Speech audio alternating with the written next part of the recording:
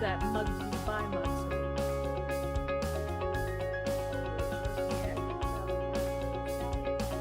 It might be the shirt. Wow. Open up a share. Emily has taught me. She's taught me many little snippets that I like to sprinkle. Chonda, come take some chicken. Got some sugar. Yeah. Lots of Oh, yeah. Grandmother grew up in on the Lower East Side. That's where famous she spoke.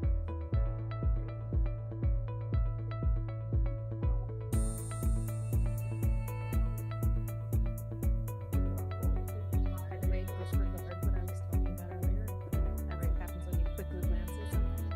It was this, but that's cute. Oh, okay. So just I'm glad.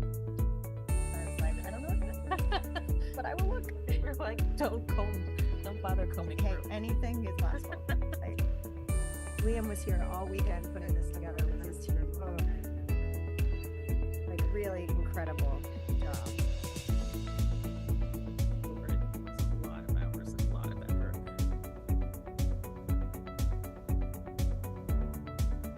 Okay, good evening, everybody. Let's Recording call in to order progress. The March 10th special meeting of the school committee to start our annual budget process. And as is typical during these special budget meetings, we will not have a public comment period. However, there is a public hearing on the budget to be held March 19th that's 6:30, I believe, too, at 6:30. 6. Our meeting is at 6. Thank you. So the public hearing will begin at 6 p.m. And during the public hearing, we will allow comments from everyone who wants to be heard on the budget. So there's no limit on the number of speakers, and everyone will have the chance to state their case as they so wish at that time. So let's get started this evening with the Pledge of Allegiance, as we always do. Tonight, our pledge will be led by fifth grader at Lincoln Elliott, Dylan Canula. And Dylan just informed me his favorite subjects are math, social studies, science, and PE, but I told him PE and recess don't count. That's too easy of an answer. I'll notice one thing was missing, and I won't say what it is. He loves sports. Favorite sports are basketball and soccer. Syracuse Orange fan at his mom's request. And he's very excited for the upcoming talent show where he will be showcasing his Rubik's Cube talents.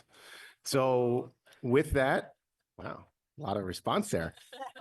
With that, Dylan, if you would like to lead us, there's no obligation for folks to participate, but if you are willing and able, please rise for the pledge. And I believe Dylan has something special at the end, too. I pledge of allegiance to the flag of the United States of America and to the republic for which it stands, one nation, under God, indivisible, with liberty and justice for all. Remember, at Lincoln Elliott, we celebrate our diversity and work together to learn, grow, succeed, and become our best selves. Let's make it a great teaching and learning day. All right. Thank you, Dylan. Did you have something else you wanted to share? Here are some things I like about my school, Lincoln Elliott. I've been at Lincoln Elliott since kindergarten, and many of my best friends I met in school. The teachers and staff have been very supportive over the years, and while there are too many to name them all, I do want to call out Dr. Morse. When she joined Lincoln Elliott, she made a big impact. I also want to give a shout out to Mr. T. He's nice, funny, and good at basketball, but not as good as me, though. I also want to call out Miss Boucher, who was there with me during the hardest years. Thank you, everyone, for inviting me today. All right. Thank you very much, Dylan. Go Orange. Okay.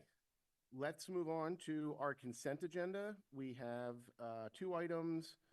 We have a field trip memo for field trips to Chicago, Houston, and 2 to Orlando.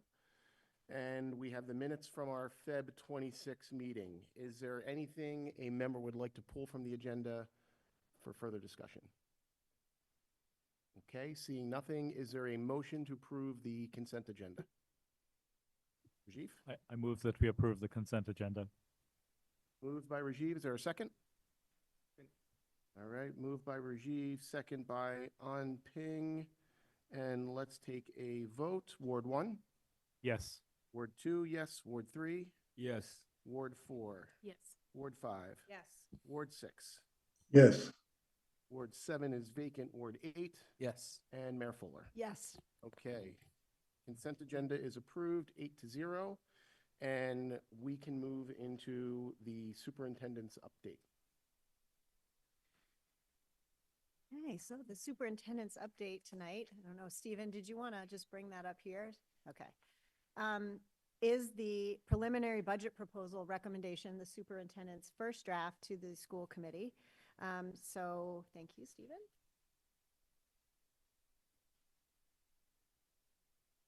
So first, I just want to thank our business office, Liam, Owino, and Allison, who burned the midnight oil for the last several weekends to make sure that we could present a cogent budget to you and a budget book that dropped just today. So it's hot off the press.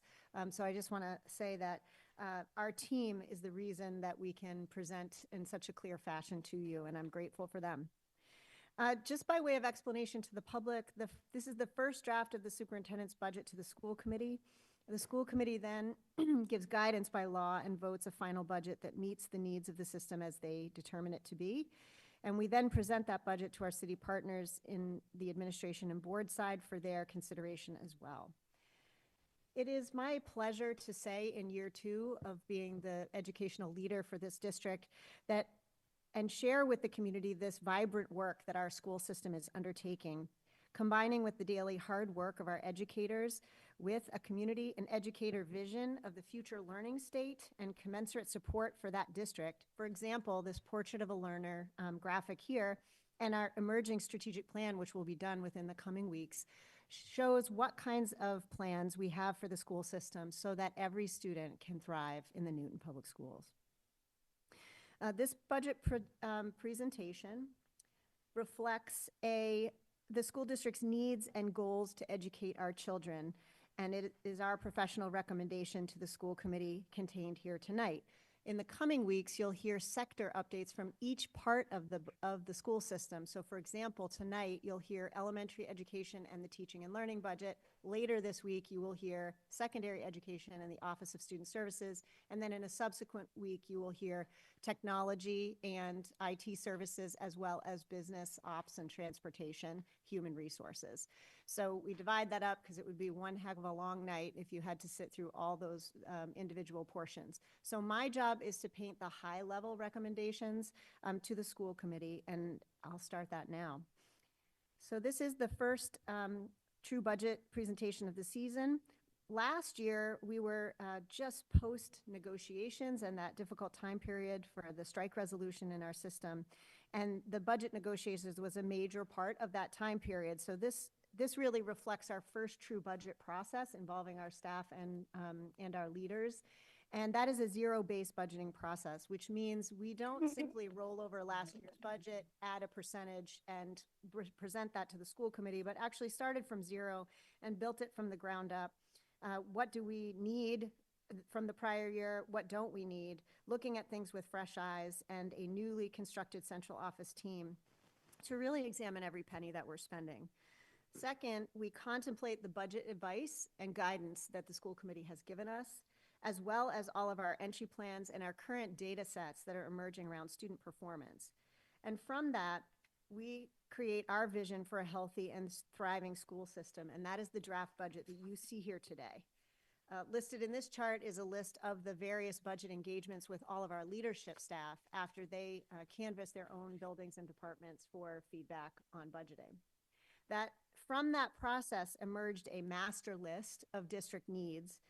And as all good principals and sector leaders do, they told the whole story of all the things they desire for the system. That rounded out to be an $18 million list of additions, which it is our job as central office team and my job to funnel those requests and sift through them into a more manageable number while moving forward to address the needs of the school system and build a budget that moves us from surviving to thriving. So contained in this budget and on that master list is probably some combination of the additions and programmatic revisions that we would make that would move our district to a level service and restoration budget, looking back at some of the reductions that have been made in recent years, and moving us to a visionary programmatic improvement budget, which I have called the Thrive budget because our tagline for the district is a budget and a school system where every student can thrive. So it was our feeling as we came out of budget negotiations last year that we really, using our strategic planning and our portrait of a learner, we would try to put together for you a budget that we believed was within our reach in terms of restoration and Thrive budget, some combination of that scenario.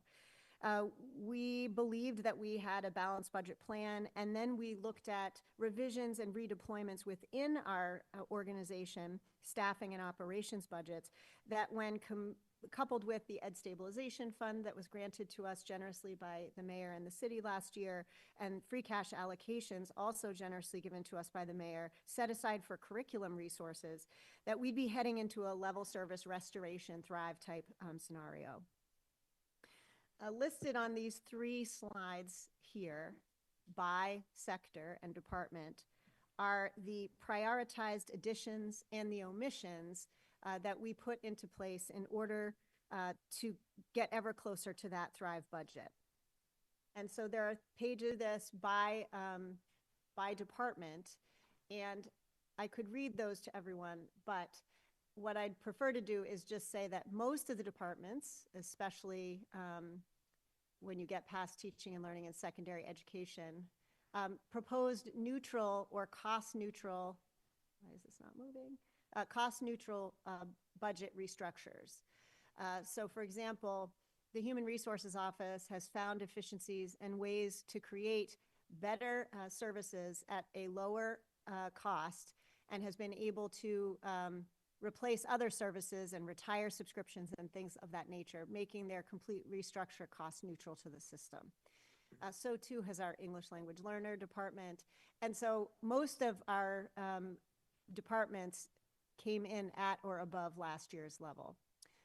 That said, I do want to point out that the METCO program, which is a state-funded program that allows students from Boston to attend the Newton Public Schools, was level funded at the state level. So to even continue the same level of service with our increasing contractual salary and transportation costs means that we must make reductions to that budget. So while it's cost neutral, it does mean a restructure has to happen in order to stay within the METCO allocation. Otherwise, the city funds would have to make up that allocation. So I share these 3 slides with you only to go back and say only those areas that are highlighted in yellow are the additions that have made it into the level service plus budget that now at this time with the city allocation known to us is all that we believe that we can add to that budget. And I will explain to you what that means throughout the rest of the presentation. So I am presenting to you with the yellow items from the prioritized list from all of our sector leaders, the yellow level service plus budget, which allows us to continue services as we did this year with some program additions, which I will go into depth about. They literally fall into the legally mandated category and addressing contractual costs that were not previously required in prior budgets. And I'll explain that in detail as we move along.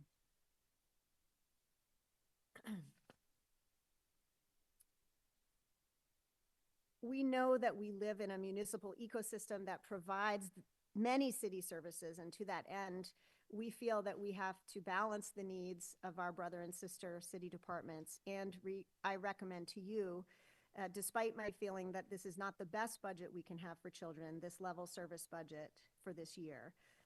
Very few additions advance our educational expectations, but we knew that we could not move to the restoration or Thrive budgets, and that we are going to struggle to hit level service. So I wanted to just share the landscape about why we are only able to provide level service with some additions. And there's many forces that impact the budget. They're graphically represented here, and they're detailed in the next 4 slides. In a nutshell, those are rising contractual costs, increased student need and complexity, loss of one-time funding used in prior years, and the expectation that we must cut funds from FY25 budgeting to attempt to pay for some of FY26, and an attempt to move maintenance to a more proactive cycle versus a reactive one. In addition, the statewide landscape itself is underfunding our circuit breaker and special ed transportation reimbursement, and Chapter 70 state base education funding is not keeping promise with what was expected in recent budget campaigns and promises under the Student Opportunities Act. So what does that mean for Newton specifically? So first, it means that salaries and benefits, $12.7 million of increase, $3.8 million of which is still not totally clear, related to healthcare increases and the impacts of some of the other decisions that we have to make, include unexpected rise in healthcare. And I do have to say the 7.8% was hard for us. We budgeted 5% as a city, but for our partners in Metro West, some of our partners are experiencing 11%, 14%, et cetera. So this is a landscape that is not unique to Newton. Also, we have the impact of a potential full-day kindergarten aid restoration decision at $836,000, impacts the salaries and benefits. And we had a base enrollment reduction of 4.5 FTE due to declining enrollments, and we'll add to that later in the presentation, and I'll explain why that is. We did have some one-time funding drying up and a history in the system of carry-forward assumptions. And what that means for the layperson is that there's an expectation that a portion of this year's budget will be saved and rolled forward to balance future budgets. And that isn't a first-time thing this year. It has been a history in the system. And sometimes school systems do that when they have, say, underhired for a year, or there was some cost that did not come to fruition. Many school districts choose to prepay special education tuition that way, and more revenue then drops to their budget. We have been actually relying on a carry forward to balance our budget each year, which is a volatile state to be in, and that has predated many of the folks here in that tradition. So too are we relying on turnover savings each year, meaning that we are expecting a certain amount of turnover and retirements, and then hiring at a lower rate than the outgoing retiree, meaning their salary is lower than the outgoing retiree. Again, very difficult to balance a budget on that sort of mechanism, but that has been the case. And there have been one-time funding sources that have never been added to the ongoing allocation of the school budget, which is then removed, and that further creates a trough that we have to come out of in order to balance our budget in the subsequent year.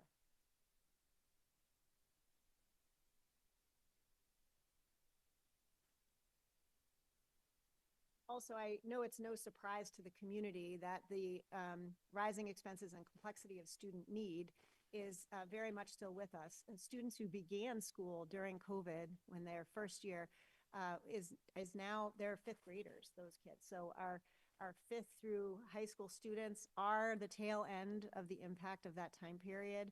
And there's certainly some complexity in the needs of those students.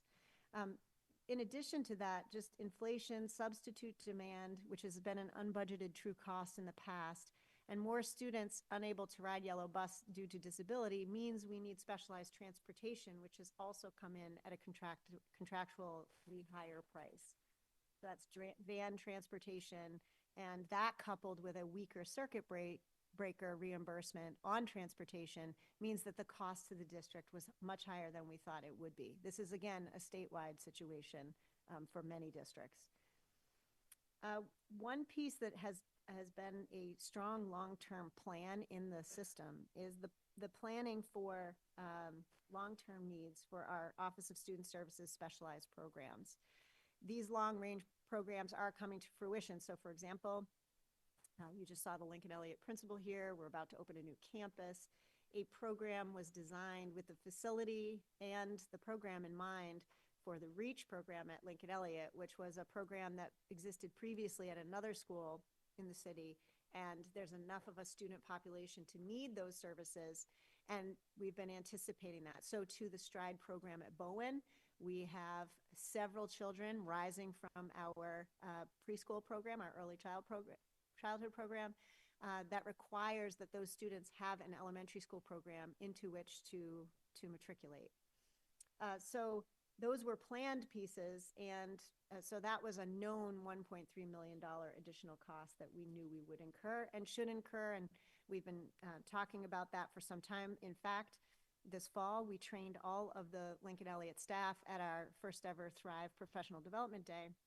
Huge opportunity to prepare those staff members for the unique teaching needs required to run that program and for those young people to thrive. So we were proud to be able to do that. I do want to just underscore again that the next two slides I'm going to share actually come from a statewide organization, several statewide organizations, including my professional association, the Mass Association of School Superintendents, joined by the Mass Association of School Committees, the Mass Association of Business Officers, the Mass Teachers Association, the American Federation of Teachers, who have come together to create talking points across the state to help everyone understand that there's a lot of forces creating the tight budgets that are hitting mayors and town administrators and school boards. And it's a really hard position for those leaders to be in. The elimination of ESSER funding, that was a bridge for many school systems, major expenses rising, particularly in services, particularly in out-of-district tuition, which I will specifically analyze in a later slide in the budget, and transportation for students with disabilities. I just came from the National Superintendent's Conference. Everyone is talking about the same worries. Chapter 70, the state's largest source for funding for schools, has not increased at a rate that keeps pace with inflation, and the circuit breaker reimbursement program is not fully funded. In addition, the city, like all towns and cities across Massachusetts, are not able to increase revenue enough to make up the difference without doing what is called a Proposition 2.5 override vote to increase taxes in the city. And this city went through a request to do that a couple of years ago, and that failed. And so there has not been an increase in that revenue. It's not a one-year problem, and the pressures will be compounded in the years to come. Please know that this coalition, United for Our Future, all of those organizations that we mentioned before, is calling on state officials to provide that adequate funding to help with these structural deficits in district budgets. And we are certainly trying to do our part as leaders to join our voice in that organization. I've included their position paper here and the signatories because it is the backdrop to our own budget context. So while we have some unique issues like our carry forward reliance, there's all of these other factors that all of it means a degradation of what we're able to provide for our students. I mentioned to you that I would show you what our out-of-district tuitions for special education, just the gap here alone, is very significant. The blue bars indicate the gross total of out-of-district tuition dollars that our district pays for students who cannot be serviced in the Newton Public Schools. The red line is the number of students that participate in out-of-district placements in our district, and the yellow line shows the circuit breaker reimbursement intended to help address the costs for the service of those children.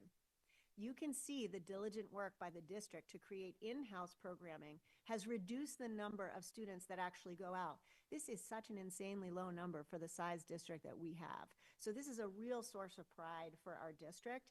The problem is that the circuit breaker that brings us the desire to do that work has not kept pace with its promise to assist in the funding of those programs. And unlike many other cities and towns in Metro West, Newton is not a member of a special ed collaborative like Accept or Tech Collaborative, where costs can be shared across many other districts. We keep those expenses in-house, and there was a collaborative many years ago, EDCO, that was participating with the district, and it folded itself. It went out of business. So I should also say collaboratives can also be a liability, and in that case, EDCO was not funded well, and it was probably a blessing that that things went the way they did. That said, collaboratives are a cost-effective way for many people to address this issue. We are not in that group. So I do want to present to you a level service plus budget that allows us to meet our contractual and mandated expenses, to fund professional development long cut by prior budgets for our professional educators, and carries through on planned special ed programs designed for Bowen and Lincoln Elliott schools. So what does that mean? What it does not include is moving forward the vision of the mass tiered systems of support, the general education intervention long-range plans that began in earnest in the elementary schools last year and this year, rolling up to the middle schools, and does not address the uneven distribution of intervention resources that exists currently at our middle schools. It does not reduce humanities class size at the high schools, which, as you recall, last year there were seriously high class sizes in our STEM classes. The current humanities courses, particularly social studies and AP and honors levels, are 27 to 32 in many sections at the high school. And we actually have a joint labor management committee that's working right now quite well to come up with recommendations for how to address those issues. So I just want to highlight that if this isn't addressed in this budget, there will be formal recommendations from that negotiating group in a subsequent budget. It does not include strategic additions for other rising elementary sub-separate or specialized programs as they rise from elementary to the middle schools. So we've created a lot of elementary programs that have kept young people in their neighborhood schools. They have to go to middle school, and we have those programs, and they have to roll up. Otherwise, some students may be outplaced. We had some discussions here about Bright mental health step-in, step-out programming, and for those folks at home, Bright programming, Bright is a type of programming, but in essence, it's mental health step-in, step-out programs. Students are hospitalized for mental health issues. It is often a tall order to throw students right back into the complete aggressive school schedule. They need a step-in, safe space, and certain therapeutic supports provided within the school day so that they can flow in and out of their academic programs, continue to make progress, but also not take backwards progress in their social emotional status. We do not have a central middle school equivalent to our central high school program. That is a deficit because we lose students at the middle school who are outplaced to go to programs like that, and it is highly unlikely that we will lure them back to our central high school. So we have that central high school program right here. It is strong and robust, but if you're a parent who's already had to have a transition out for your young person, it's hard to come back in. So we would like to have that smooth trajectory. We don't make progress to that in this grant, in this budget. And finally, we want sufficient funding to pay increases and not have to rely on bridge grants that come from the city.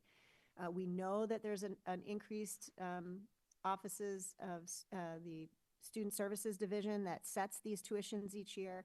It never goes backwards. It was 2% for like 15 years, and it has meaningfully increased with like a crazy increase 3 years ago of 14%. And the subsequent year has been about 4.6 and then 3.6 this year. So it's really outpacing other revenues, and again, a statewide problem. So what does that ask mean for the Newton Public Schools? What is the level service plus budget ask?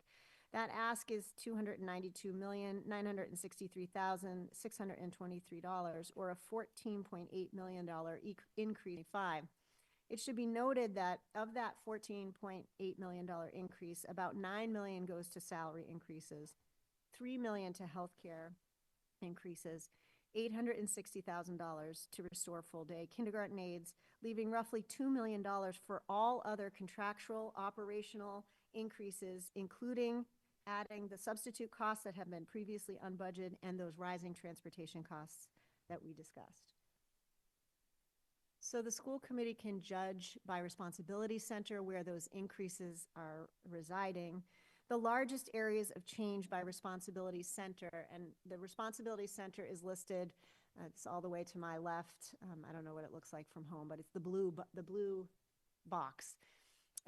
Those are the responsibility sectors, and know that combined in this worksheet is personnel, salary, benefits, and expense accounts for that responsibility all combined, so all in. What's the number? The largest increase, of course, are in HR, which is benefits and workers' comp that drive that 8.8% that you're seeing there. Followed closely by teaching and learning, because that 24% increase is professional development that our educators deserve and need to stay fresh and to continue to meet the complex needs that roll into their classes each day. The third on that list is student services, and that is the personnel additions for these two special education programs that we talked about. The total cost changes by responsibility are listed here, and that increase of this type of expense is 5.3% all in. To break down just expense budget, so all of the same departments, but just the stuff, the things that this department needs in order to run, not the people, not the benefits. It's broken out from the prior slide. Included here are coordinated language assessments called STAMP assessments, which are the manner in which our students vie for the seal of biliteracy at both of our high schools. And we are top performers in the state of schools that send students for this seal of biliteracy, and they obtain it at a very, very high rate, highest in the state. Second, human resources. I told you the workers' comp cases in the custodial union have both a contractual and a benefits cost, so you're seeing some of those costs broken out here. In the IT department, that is maintenance and purchase of hardware. So this is not expanding our fleet. This is simply maintaining what we have and ensuring that aging equipment that is no longer working has a replacement. Office of Student Services, this cost is the extended school year summer school program cost. And in secondary athletics, the cost increase is simply at the expanded athletics teams that we have added, and yonder pouches at the middle school for all four of our groups. No other increase, all four of our schools, I should say.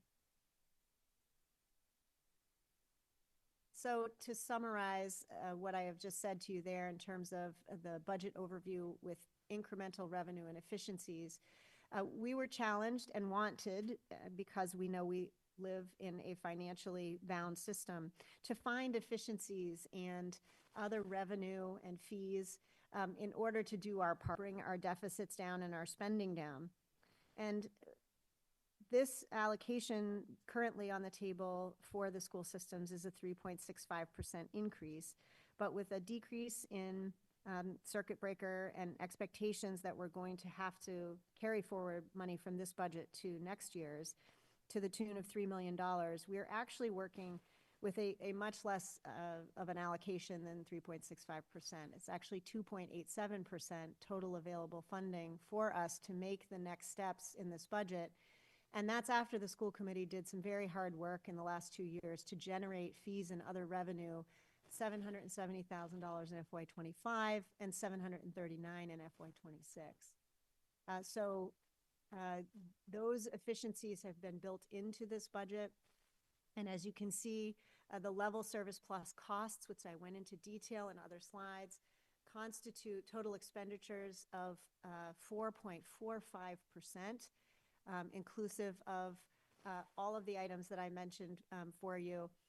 I will say that there's listed here the addition of 2 new school buses. If you recall, the school committee had to reduce private school busing in order to add 2 buses. So this is a neutral scenario, but we wanted to make sure people understood what we were doing with those 2 new buses and how they were funded.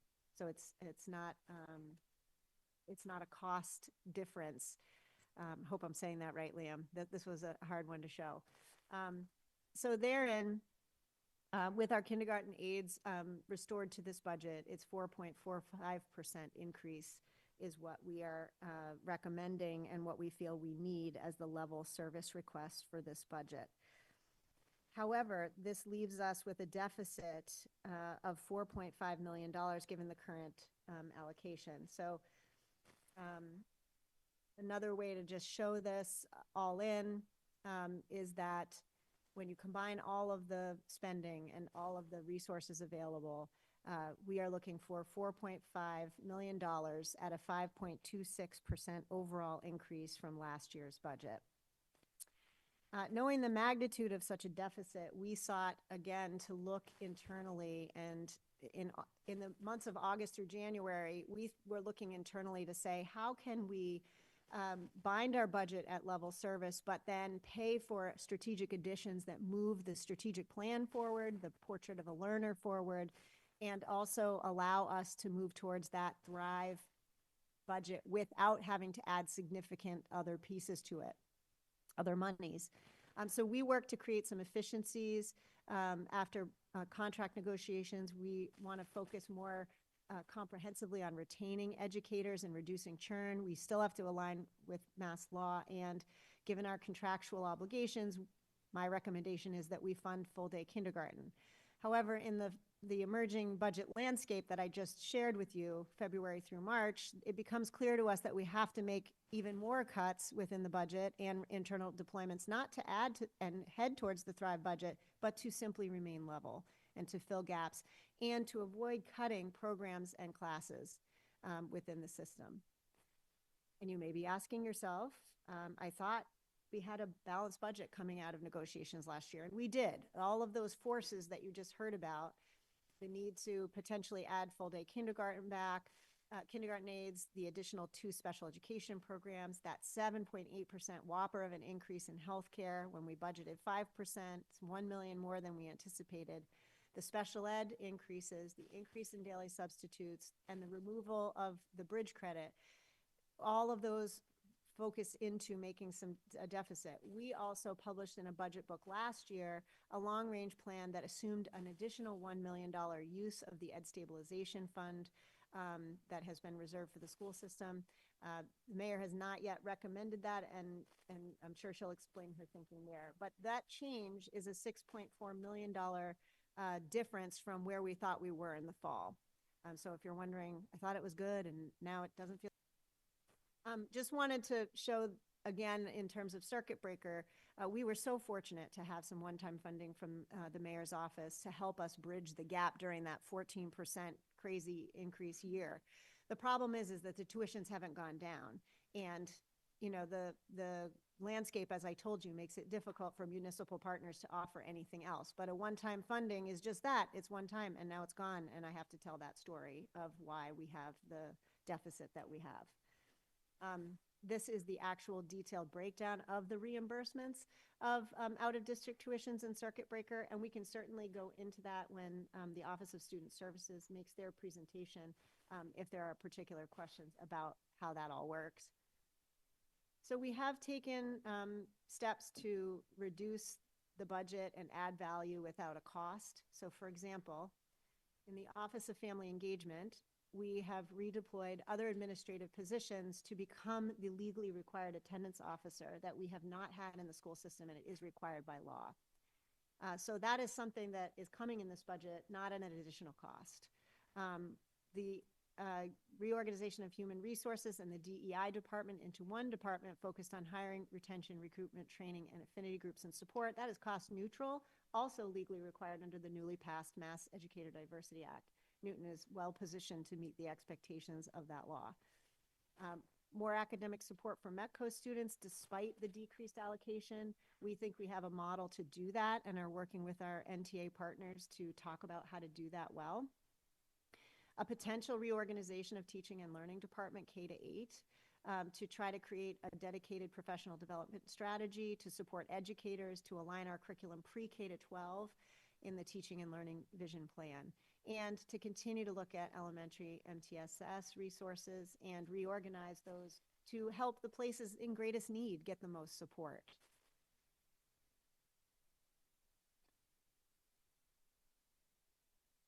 So we were tasked by the school committee then to think about, so if we are in this situation where we do not have a balanced budget right now and our needs outweigh what is currently allocated to the school system, how can we achieve a level service plus budget? And so we are asked to propose ways to reduce a deficit. I don't want to present any of these options. Not one of them is recommended by me and the team. I don't want these to come to pass as they compromise our movement towards program shifts and supports and staffing that we need to come close to that Thrive program and that Thrive budget. But these reductions, a net reduction of 10 teachers between elementary and middle schools, the reorganization of teaching and learning, using more carry forward money from FY25, assuming higher attrition and turnover. These are things I just told you were making it difficult for us to get out of a hole. And now we're seeking to balance the budget with more risk. That gives us all some real anxiety. We have not funded all of the recommended positions for the Family and Community Partnerships Office. So we took that out of the current allocation through other reduced positions within the system. And there are teaching and learning consumable costs as we phase in new curricula. There are costs each year to keep those curricula alive. They are not large costs compared to full-scale curriculum deployments, but the system has to start building those in if we're going to have the true cost of teaching and learning known and planned for in the budget. We are again taking that out of the budget as if it is not a cost, and it is, which means that cuts will have to come somewhere else. So we have come up with $1.8 million of additional cuts that stay away from the classroom as much as possible and do not compromise the current program, but they do not take us ahead either. So we sat and squared this with the budget guidance that the school committee has given us. Just for the ease of folks at home, green means that we made some progress towards that goal. Red means we did not. So in terms of continuous improvement and educational excellence, there are aspects of this budget that preserve classrooms and programs at all levels. For example, we are not cutting athletics. We are not cutting strings. We are not cutting, electives at the high school. So we are preserving those aspects of educational excellence and programming. We are aligning our goals and being transparent about that process. So we do have budget transparency there, and to clarify the budget's context. I know that you will all help me to continue to do that through the next few weeks with your questions, and that's our promise to our community. In terms of student services and support, there's very little progress in this area, so we are in a holding pattern. It is only the legally required pieces that are happening, no additional expansion of MTSS. Our foundational skills and curriculum development, yes, we have a separate fund of curriculum money. No, we do not have an ongoing allocation to keep that moving in the future. Just want to keep saying that to folks because curriculum is a living, breathing, ongoing, constant need. It cannot be cut or we get uneven experiences across our system. Infrastructure and maintenance is at a level service. Some possible backwards movement if we cannot do proactive maintenance versus reactive. Although anytime there's available funding, I see the mayor prioritizing these projects. And so I feel that, there's never been a time that I've seen or heard about where there wasn't an emergency where funding wasn't able to be made available. That's just a really difficult way to budget for maintenance. Class size management, this does not address any new class size reductions, especially high school humanities. Those classes are still going to remain high, and you'll see that in the upcoming report on that Katie Hogue has made for you. In terms of financial management and long-term planning, there's some progress and efficiencies gained for the system, and I hope trust gained in terms that we are cutting away unnecessary programming and needs, but it's in a high inflation, high cost, rising environment, and so it loses ground due to those increased costs. And then finally, it does not further MTSS at middle or high school and takes some of the steps for out-of-district placement, but not forward-thinking steps, just the minimum for this year. One of the members asked me today, so I just added this slide.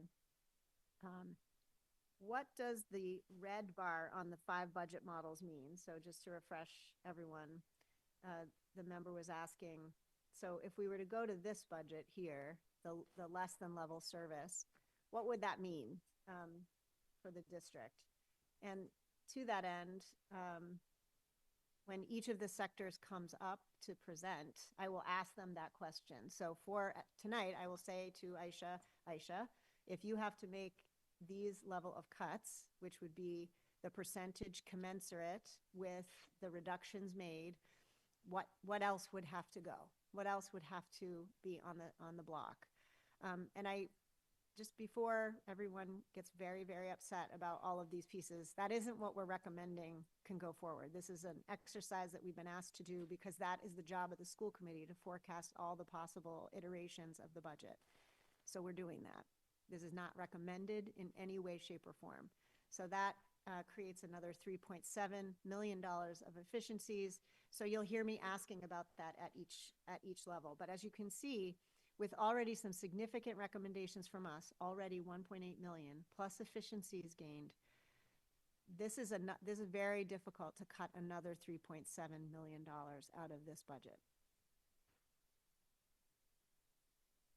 So today, in conclusion, I recommend the committee approve a 5.3 overall increase to our FY25 appropriation for a budget of $297,508,631 to support our 22 schools, including neighborhood elementaries, 26 programs, including a CTE high school with 3 working businesses, and our 24 Gold Star special education programs. Thank you. Okay, thank you, Dr. Nolan. Before we open it up for questions from the members, of which I'm sure there will be some, I think it makes sense just for a second to frame this for the committee a little bit and share a little perspective. I really think our job here over the next 2 weeks is to focus on the for year 26 budget. And I say that as we're all aware, and when we established the Educational Stabilization Fund back in December of 2023 in conjunction with the mayor's office, it was always known those funds were not sufficient to carry forward the district over an extended period of time, and that in a handful of years down the road, we would be facing a meaningful deficit if the district wasn't able to somehow increase revenue, somehow increase efficiencies to cover that gap. So that's been talked about a lot. We've had that conversation a number of times. We've had that conversation in public meetings with the city council, and I think that's not a problem we're going to solve in the next 2 weeks. So I really think our task here is to focus on the next year and how we're going to keep the ship afloat and hold serve, whatever. I don't have a gardening or food analogy for you. I haven't mentored you well enough yet. Yeah. But I think we really want to stay focused on that. And of course, others are free to disagree with that. But for the sake of moving this process forward, I would really ask that we do that. Second, before we open it up for questions and comments from the committee members, there's obviously, budgeting can bring out some strong opinions and some strong emotions from folks. I ask that we have a respectful dialogue as we go through this process over the next 2 weeks. And as much as it's not entirely enforced, I really truly ask that we seek to be recognized from the chair before we speak, so that we are not speaking over each other, and I will enforce that over the next 2 weeks. With that, questions and comments for Dr. Nolan, and if we could please focus this not on the details of elementary or teaching, thank you, elementary or teaching and learning, or secondary, because we will have all of those presentations in detail from each department leader, but from a big picture perspective, or anything that Dr. Nolan has touched on, let's open up for those questions and comments. Mayor Fuller, and then Paul. Okay, Paul, please. Thank you, Chris. First, if you don't mind, I just want to make a personal comment, which is I'd like to thank members of the committee and members of the public who've offered condolences to me and my family on the passing of my father-in-law in recent days. I haven't been able to say this before this because of medical privacy issues, but he was very old, very frail, very sick for many months. And I know you've all been very tolerant of my appearing at your meetings by Zoom a lot over the last several months.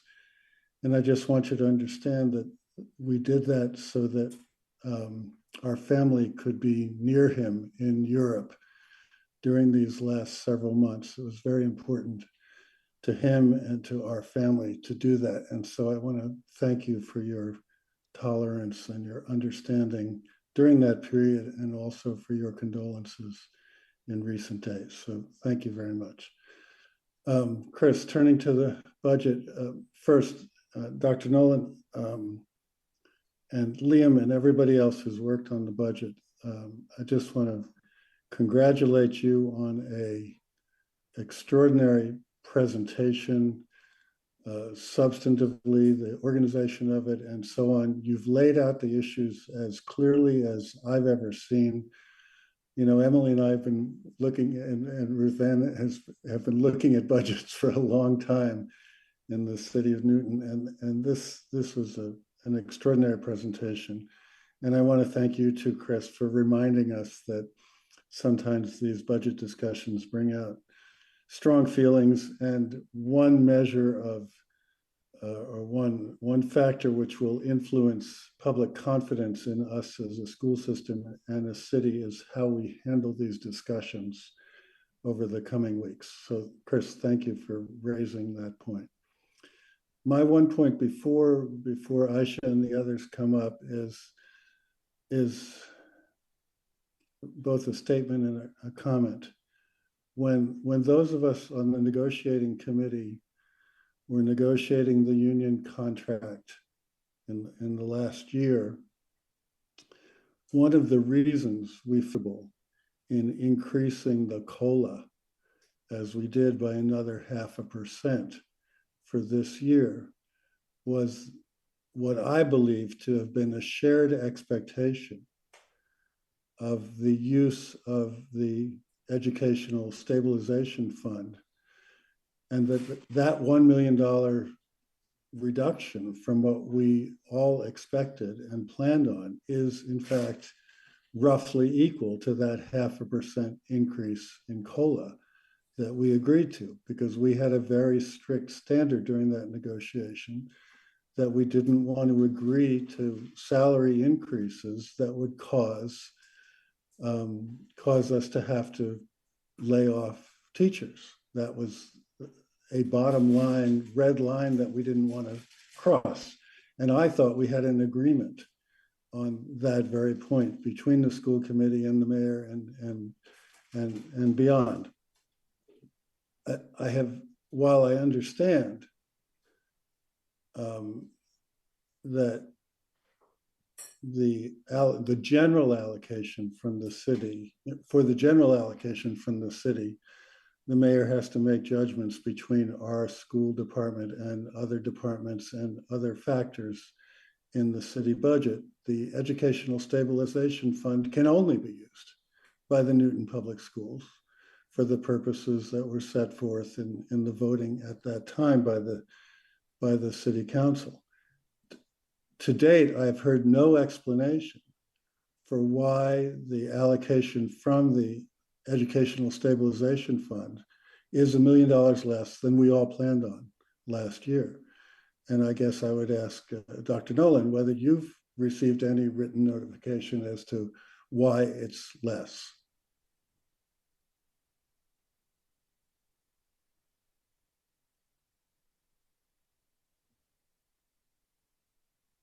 The sorry.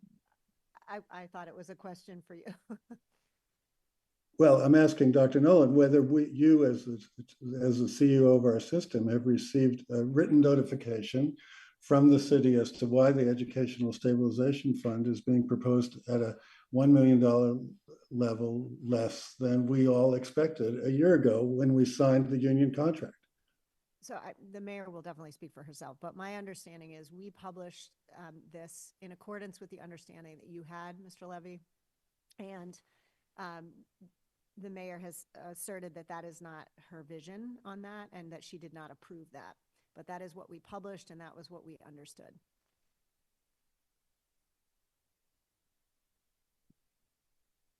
If anything further, Paul? Not in a general way. Thank you. Okay, thank you. Mayor Fuller?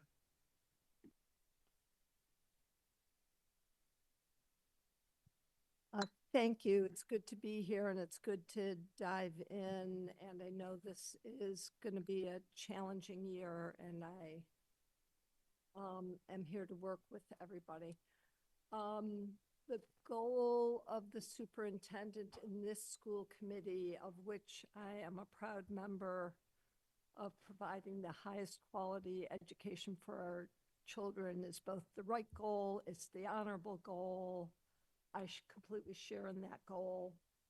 And Paul couldn't agree more. Well done to Dr. Nolan and Liam, so many of the assistant superintendents and others who have worked very hard on this.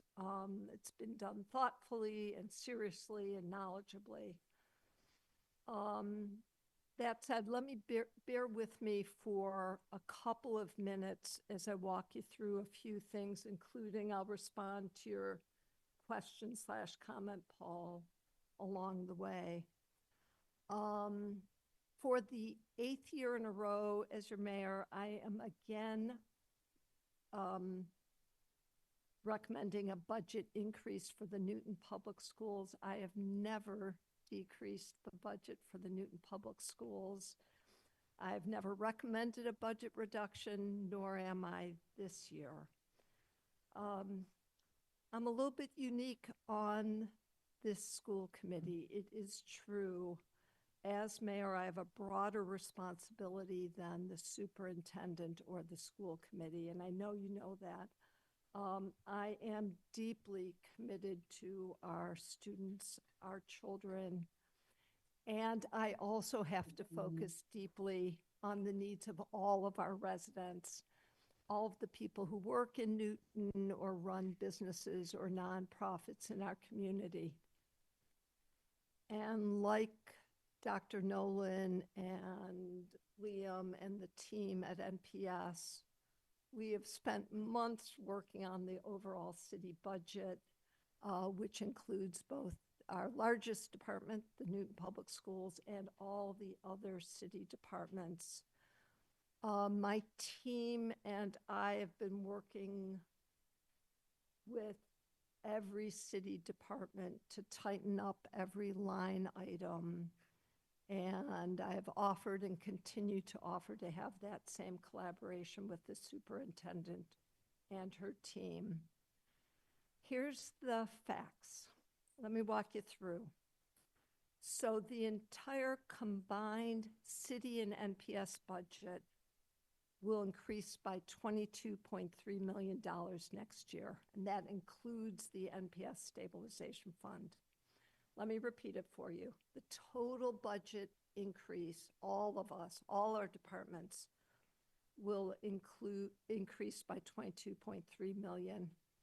So the proposal that Dr. Nolan published last Thursday, brought forward over the weekend in the really details, and that we're beginning to review tonight, is for a $14.9 million increase for next year for NPS. $14.9 million out of the $22.3 available. But here's the tough part about being me. Let's look at what else the 22.3 million must fund for the Newton Public Schools. The city of Newton, just in the last couple months, sold bonds for Lincoln Elliott, Horace Mann, Countryside, and Franklin School facilities. Important projects, great projects. 80% of the new debt service for capital projects for next year is for NPS alone. And yep, we had some debt service that roll off our books, but the NPS additional debt service for next year is $1.8 million. So you can do the math. Take the 14.9 million that was in the allocation, add another 1.8 million, you're up to 16.7 million of the 22.3 available.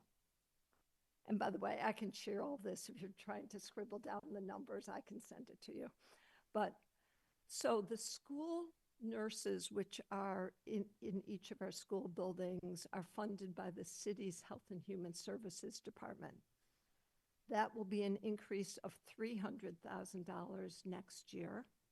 So that brings you to 17 million of the 22.3 million. The school resource officers and the crossing guards, which are funded by the city's police department on behalf of NPS, will see an increase of $125,000 next year. That gets you to 17.125 million of the 22.3 million. In addition, more than 20% of the annual cost of our pensions are for NPS employees, primarily custodians, secretaries, and aides. That's a $600,000 increase for next year. And you have to add on another $200,000 for increased health insurance for those same NPS retirees. So now we're at 17.925 million of the 22.3 million being used to support the Newton Public Schools. The city also now pays the retiree health insurance, affectionately known as OPEB, for Newton Public School employees. The increase for next year of that line item for NPS retirees is $335,000. So that's the math. We're now at 18.3 million of the 22.3 million available increase, available to all our city departments, being used for NPS if the NPS administration proposals moves forward.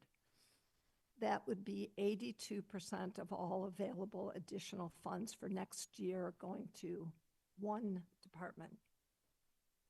That leaves too little for police, fire, public works, health and human services, the library, parks, recreation and culture, public buildings, and so on. It is simply impossible for me to responsibly honor the request from the NPS administration for a $14.9 million increase in the NPS budget for next year. The decision on the increase for NPS of 10.3 million for next year for FY26 did not come lightly, did not come easily, did not come without a tremendous amount of thought. The increase is based on the financial realities facing the entire city of Newton.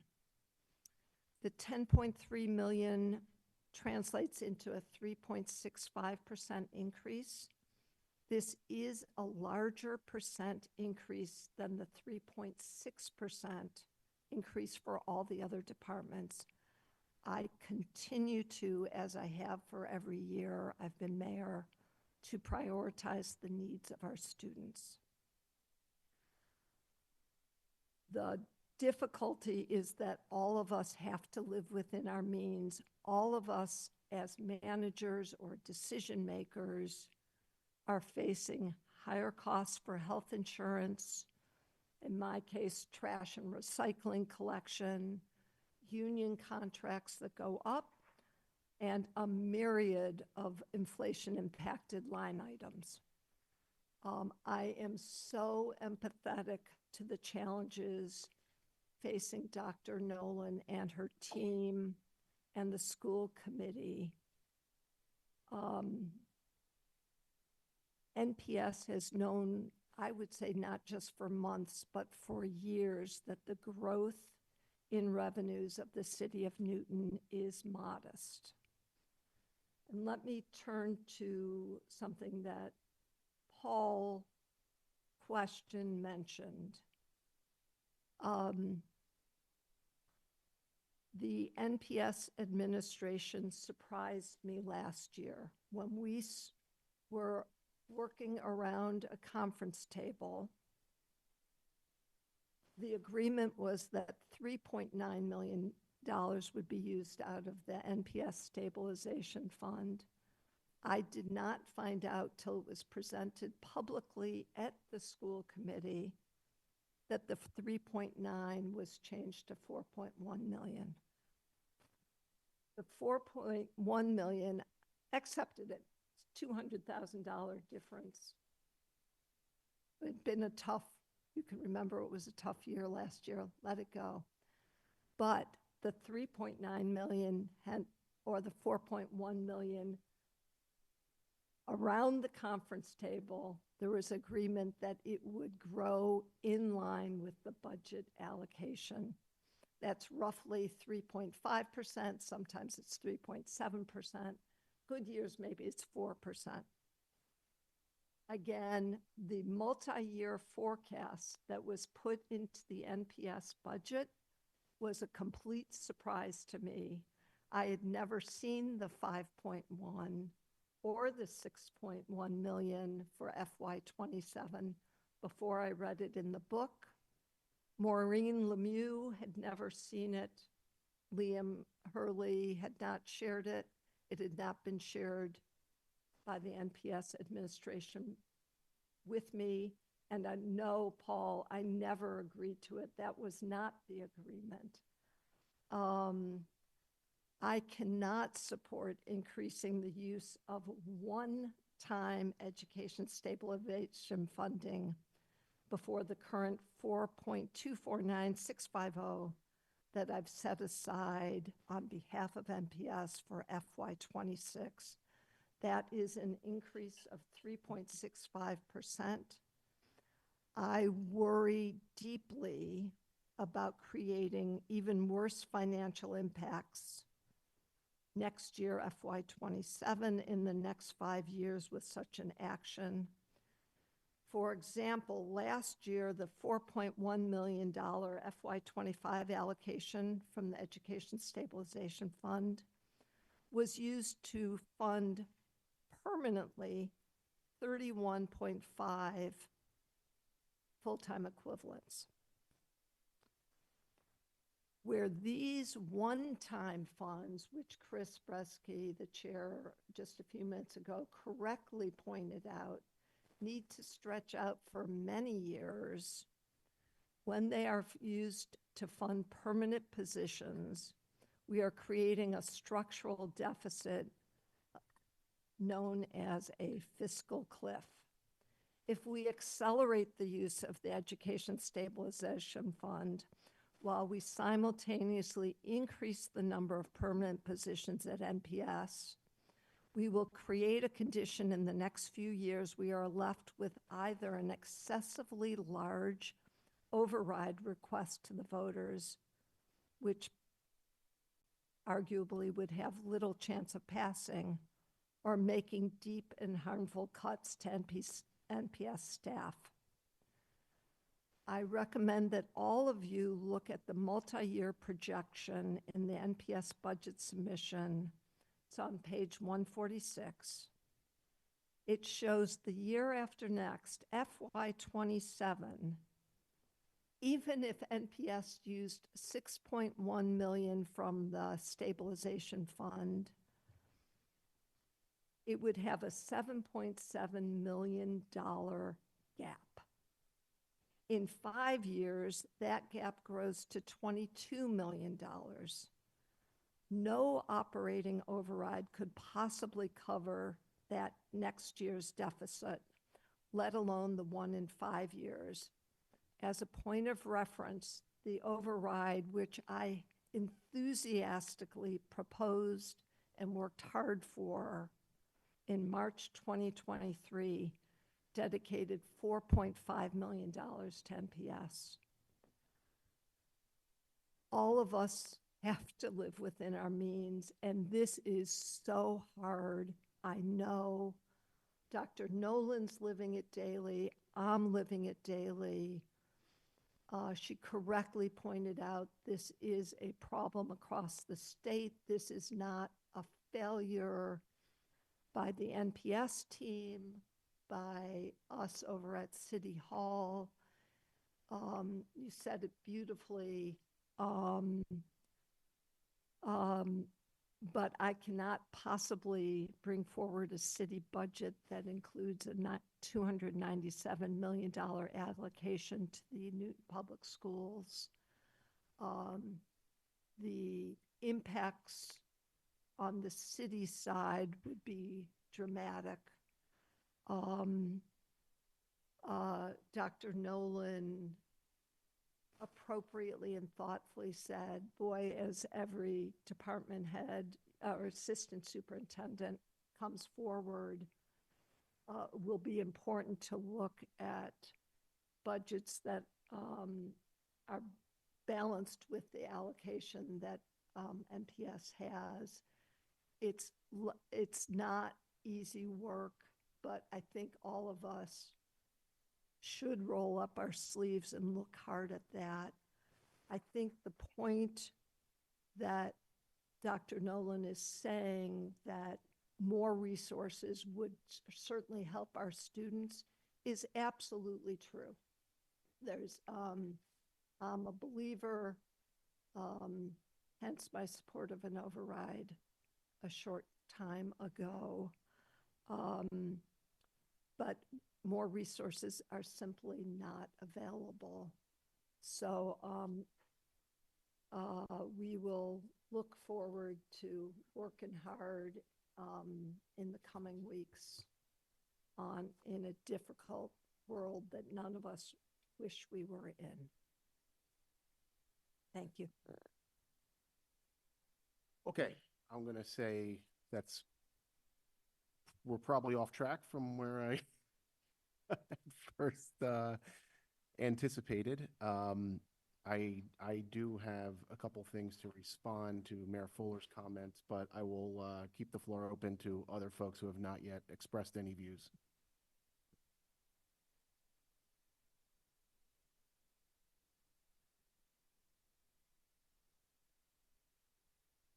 Rajiv? Just a couple of things that I'd like to comment on.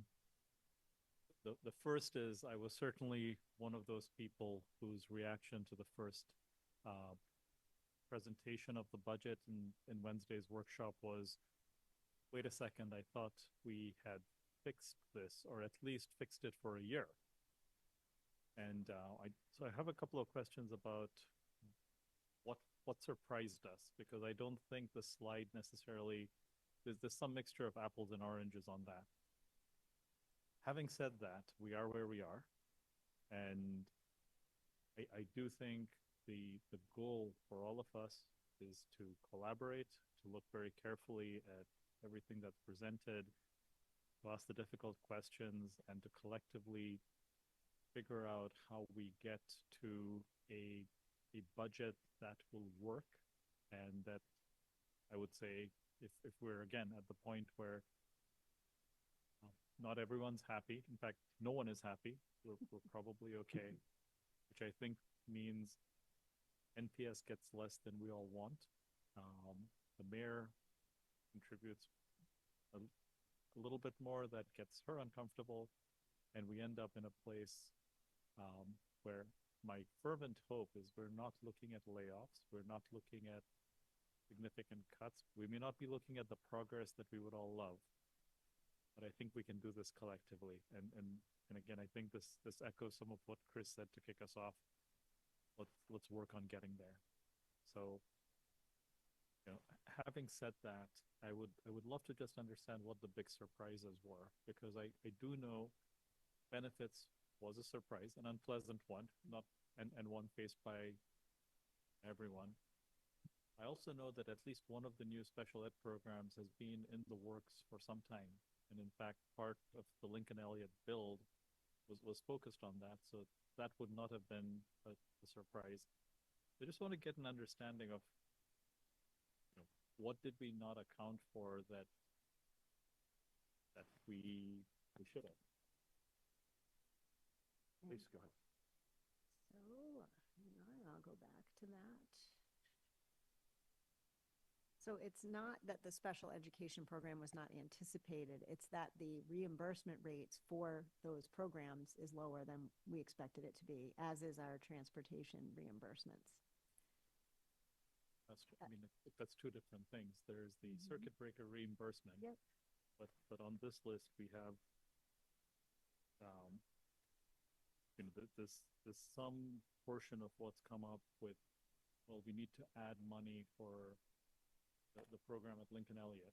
Yeah, so that was the one thing I said was a known ad. What, 1.3 million, that was a known ad. But it's on top of these other unknowns. So we would have been here no matter what, talking about Lincoln Elliott and Bowen. Okay, so even if that was included, and then the excuse me, the bridge credit we knew was a bridge, right? And the decision not to use the $1 million, I wasn't part of those discussions, so I'm not weighing in on who said what and who agreed to what. But it was my clear understanding that we were looking at roughly $4 million the first year, with an increase that was kind of indexed to overall increases. So when I look at that, I get a total of more like $4.9 million that came out of nowhere and hit us, right, fairly hard. Again, took me by surprise for sure for this year.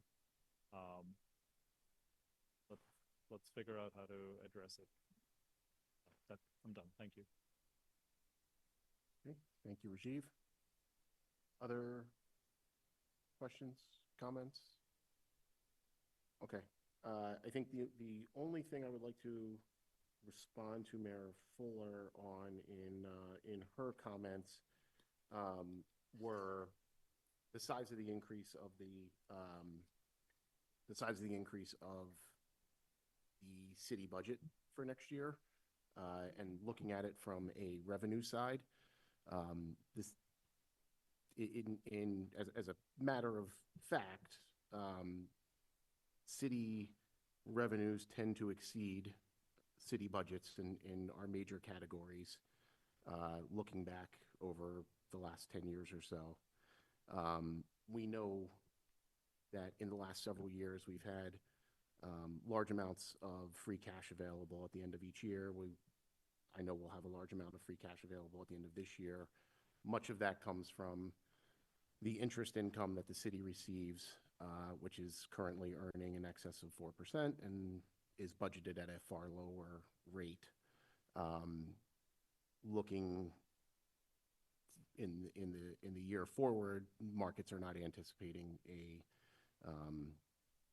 meaningful decline in interest rates, and I don't know where the city is planning on budgeting that number, but presumably it probably is going to be something in line with what the historic practice has been there. So I think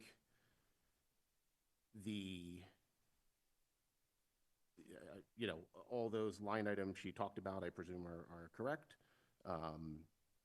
I think there are those in the city who would have differing opinions on what the total number is.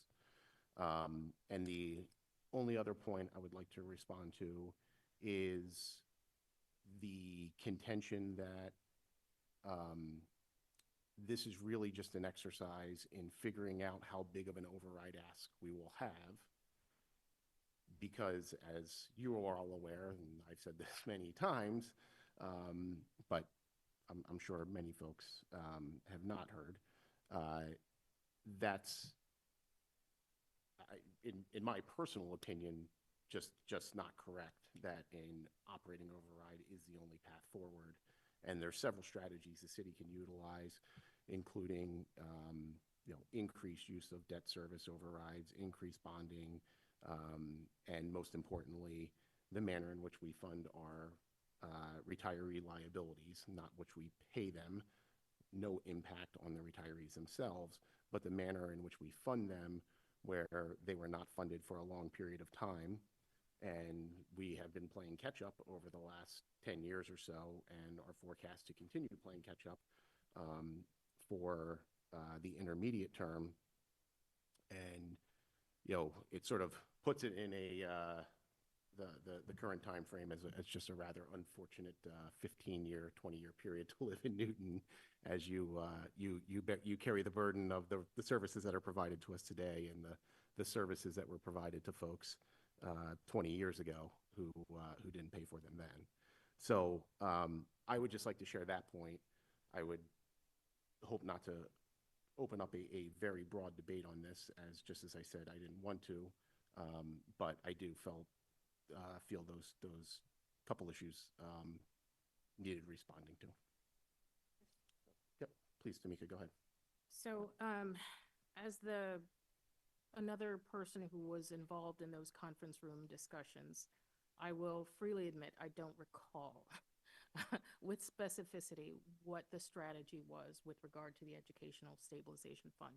I do put forward that there is a way for us to capture that discussion with an executive session summary of our agreements in that process, shared out to the school committee in this setting. As I said, that would be an executive summary, an executive session summary, that is.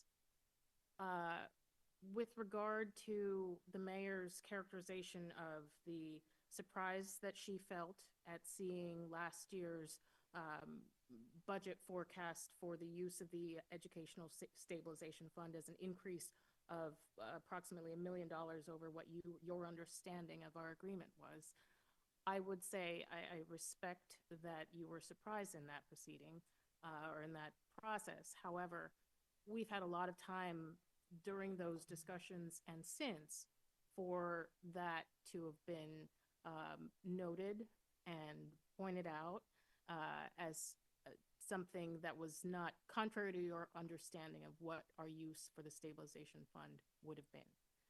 It would have been my preference to hear that perspective earlier than this.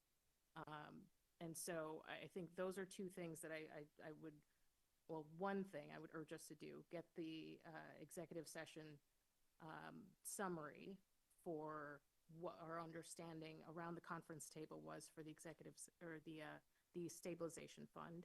And I think, Rajiv, you said it best in terms of how you're capturing what it is that the process is outlined before us today. It is a bit of a surprise that we are here and that this is the landscape that's facing us through this budgeting cycle. But I think we're just going to need to work hard and collaboratively to come up with a solution that does some of the things, but certainly won't be able to do all of the things. And I think that's a reality that we're all going to have to get very comfortable with or uncomfortable with, as the case is. And so a final point is, rather than having each assistant superintendent come up and tell us what it is that they would, what reductions they would put forward if we have to, if we have a less than level service budget, I would prefer to have that up front. So that way, when we're sitting there talking with the staff and the seniors team in that their specialty areas, we're thinking about those changes and we're asking questions related to that. And that can only happen most effectively if we have that advanced look at where they would go. So that's it. So we will have that for you for Wednesday. We just couldn't do it in between this morning. So no, if those PowerPoints change, that's what it is.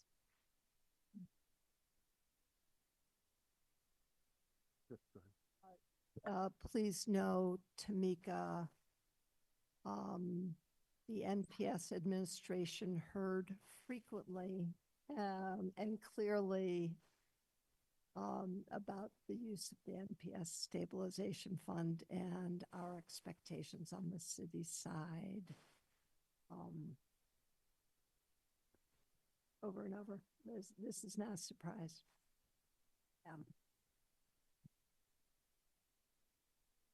Okay, any other big picture thoughts before we move on?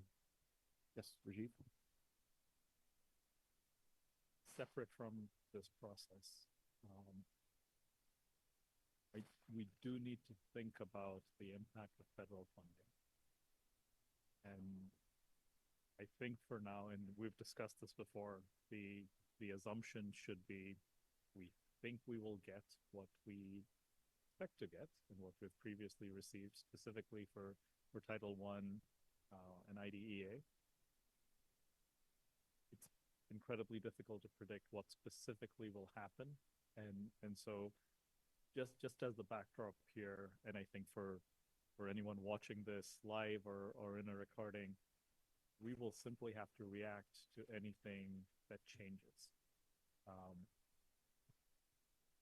I think that puts us in a situation where in some cases, as we think about the budget for this year, we also want to be cognizant of potential impacts from cuts in funding over which we have no control, the state has no control, the city certainly has no control. This is not to scare everyone. It's simply, I think, unfortunately, the environment we're in right now. So that is going to be a backdrop to certainly to my thinking as we go through the discussions and possibly for others. Yep, and certainly a fair point. I think maybe just to confirm, the budget as it sits today contemplates that we will increase, or not increase, we will retain federal funding to the extent we are not aware we won't. And there are a couple items, I believe in the order of $350,000 or so in title grants that we are already aware of that are going away. So we assumed a loss of 350, not knowing, just in the not knowing. And that seems reasonable. Yeah, let's hope it's not more than that. Okay, with that, why don't we start our department presentations right on schedule. I believe first we have elementary.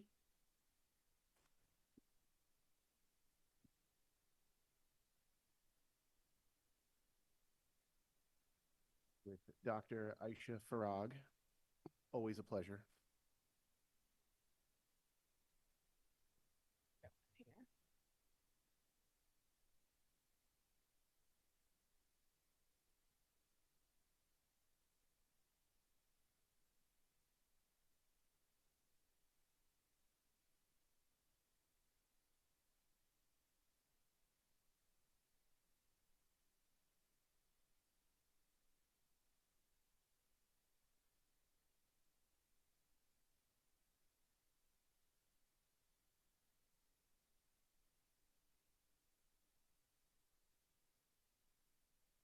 Hi, everyone. I'm Aisha Farag, Assistant Superintendent for Elementary Education. And I'm going to start this evening, to give you a preview, be discussing the elementary budget as a snapshot of how this proposed budget is responsive to the guidelines that the school committee set forth in the creation of our budget, specifically in elementary education as it relates to class size and strengthening our multi-tiered systems of support. So I'll speak first about class size, which is really the place that we start each year in building the elementary education budget.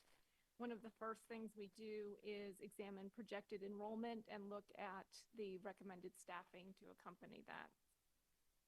As you can see here, for FY26, we are projecting a decline of 42 students. And the current budget proposal provides for a total of 243 classrooms with an additional 3 positions held in reserve We hold positions, it has been our custom to hold positions in reserve to allow us to respond to unpredicted shifts in enrollment, primarily we watched that through the spring and summer.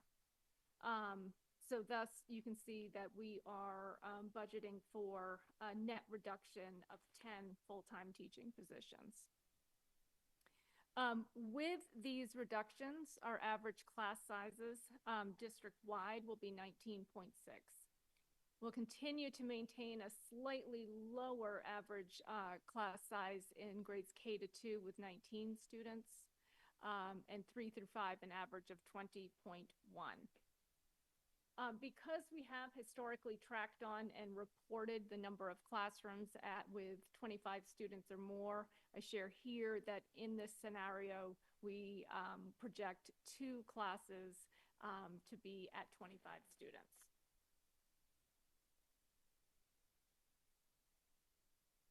As we talk about declining elementary enrollment and the corresponding reductions in staffing, it does feel important to share additional information to understand the overall landscape of historical reductions and factors that impact decisions about elementary staffing. As you can see here, between FY15 and this year, we have reduced 27 elementary classrooms.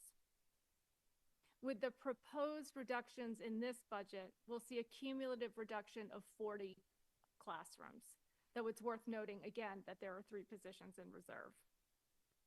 It's really important to remember that the declines in enrollment happen across 15 schools and 6 grades. So that means that the classroom reductions don't always neatly align with enrollment shifts. It may be simplistic, but let's imagine a reduction, an enrollment decline of 100 students spread across 15 schools. This means an enrollment shift of about 6.7 students per school, which is not enough to further reduce classrooms. In fact, there's actually times when historically the opposite has been true as well. And so if you go back and look at FY18, for example, we had a slight increase in enrollment, and yet we reduced 3 classrooms. It's really all in how the numbers fall. And another relevant factor in that, in our staffing decisions, is related to our smaller schools that only have 2 sections at each grade level. The flexibility to create efficiencies and respond flexibly to shifts in enrollment is constrained by their size. The exceptionally small class sizes that MPS has seen at times have been largely a result of those circumstances, where we have favored class sizes of 12 and 13, for example, or 13 and 14 over those of 27, for example. That is the trade-off of our small schools.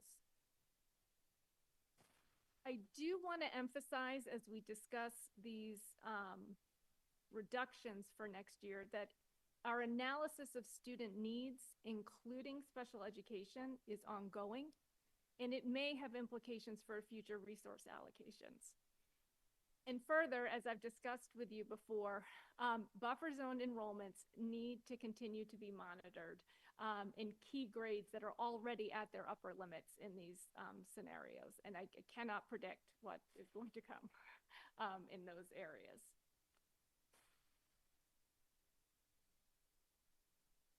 So I'll move on now to another identified priority in our budget guidelines this year, which is about supporting our multi-tiered systems of support.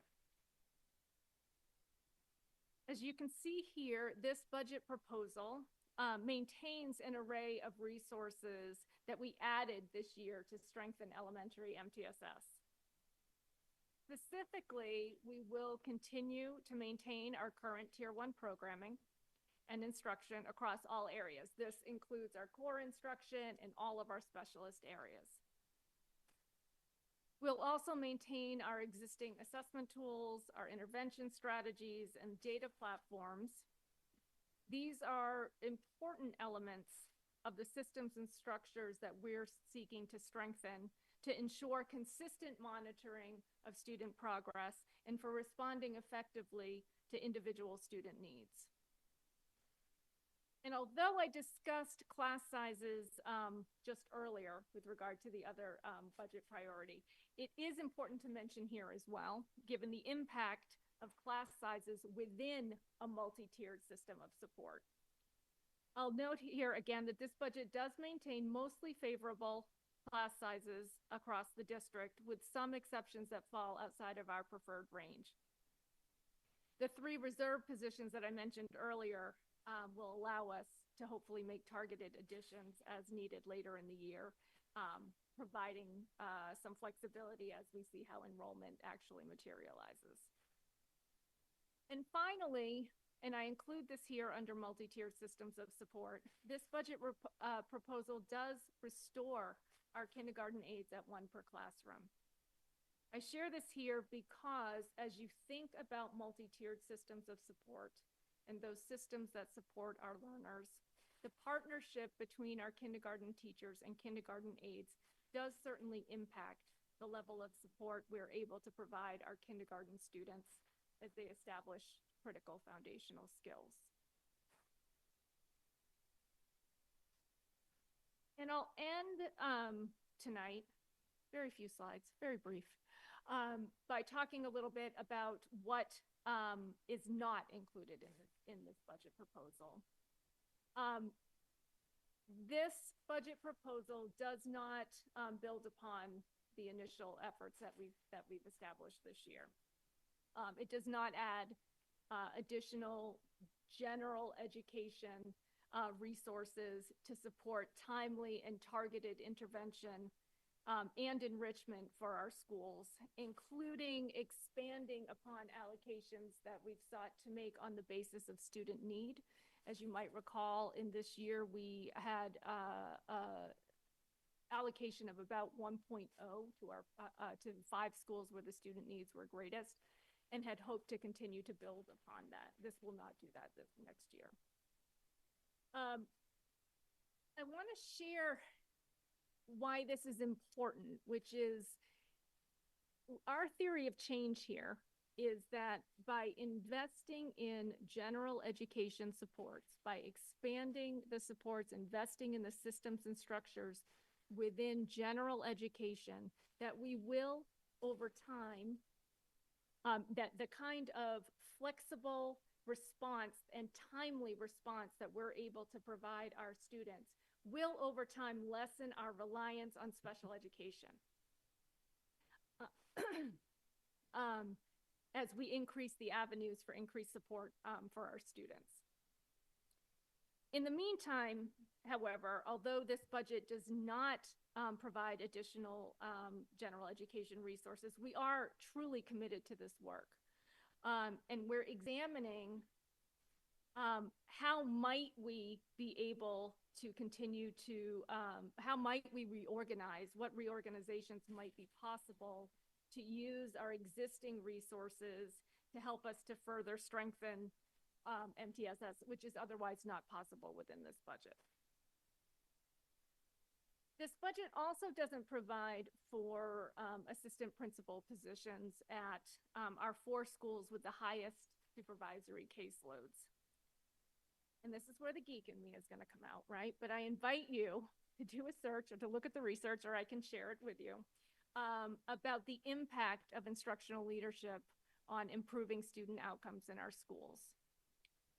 Studies have consistently shown that strong principal leadership is one of the most significant school-based factors affecting student achievement. It's second only to that of our teachers. Our teachers are the #1 impact on student achievement, followed closely by principals. And our principals are currently serving as single administrators in their buildings, handling both instructional leadership and operational oversight in an increasingly complex role. This dual role stretches their capacity and limits their ability to focus on instructional improvement and support their staffs in the ways that they believe they should be. The research is clear is that when principals are able to dedicate more time to instructional leadership, observing classrooms, providing feedback, and supporting teacher development, student outcomes improve significantly. And finally, this budget doesn't address the longstanding challenges within our elementary schedule that impact teaching and learning.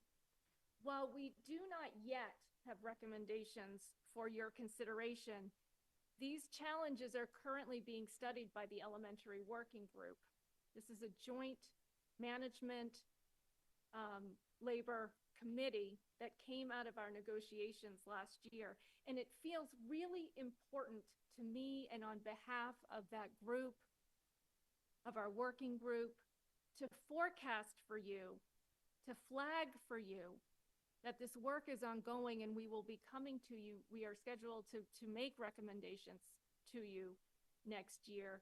And it's reasonable to expect that there will be budgetary implications that accompany these recommendations that we bring to you next spring. And so there are not recommendations at this time, but it does feel important that that be on the horizon for us all as we're thinking about now and the future.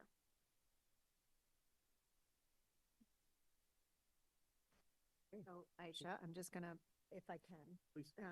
Ask a couple questions that came up from members. So the first is, if you can just advance one slide, I put in a teaser there for you. So if you were to have to make an additional $508,000 reduction, which would allow you to back into the 3.65 allocation, what would that look like? And then there's a companion question to that from one of the members. So you've suggested 10, why can't you do more reductions at the elementary level? So I think they're related. Okay. Well,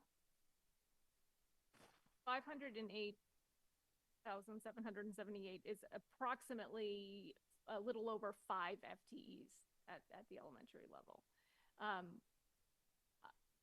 Immediately, I would like to regroup with my team if that we were in that position to look at, but we would again be in the scenario that we've been over the last several years, where we've been examining the limited array of options to choose from. And for those of you who have been here, you might remember the bubble presentation several years ago, where he showed, here's an elementary school, here are all the constellation of positions that exist.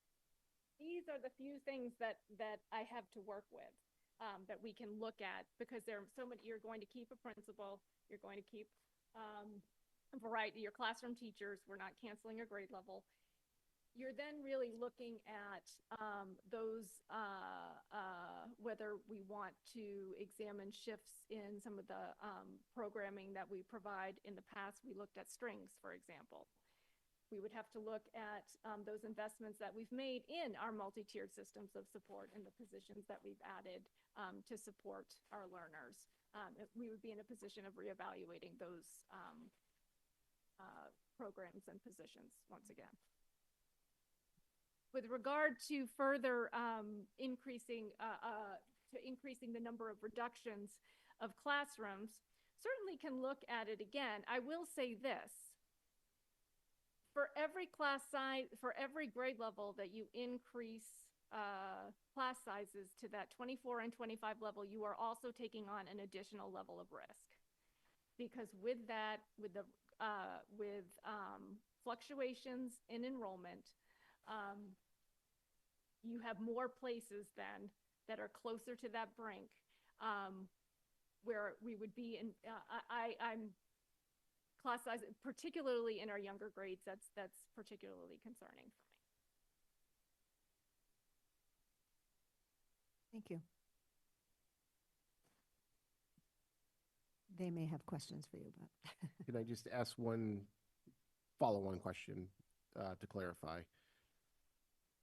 When you were talking about the types of reductions that would have to be made in a $508,000 scenario, is it fair to say, or if you want to say, look, I can't answer that quite yet, that's fine too. But is it fair to say that would be personnel reductions? Yes. That's the only way to get there. That's where that kind of money comes from. Okay. Thank you. Questions from the members? Paul and then Rajiv. Thanks, Aisha.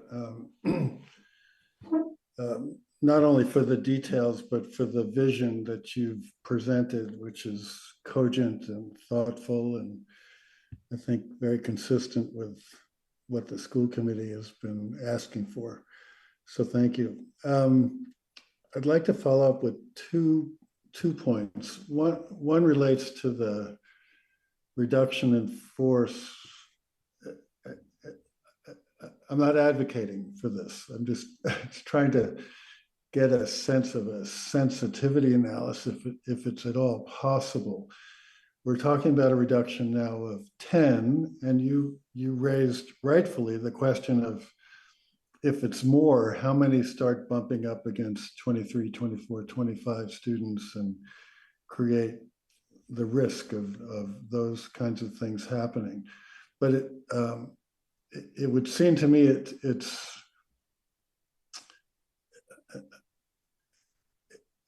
there's a difference in going from 10 to 11 or 12 than 10 to 15 or 16.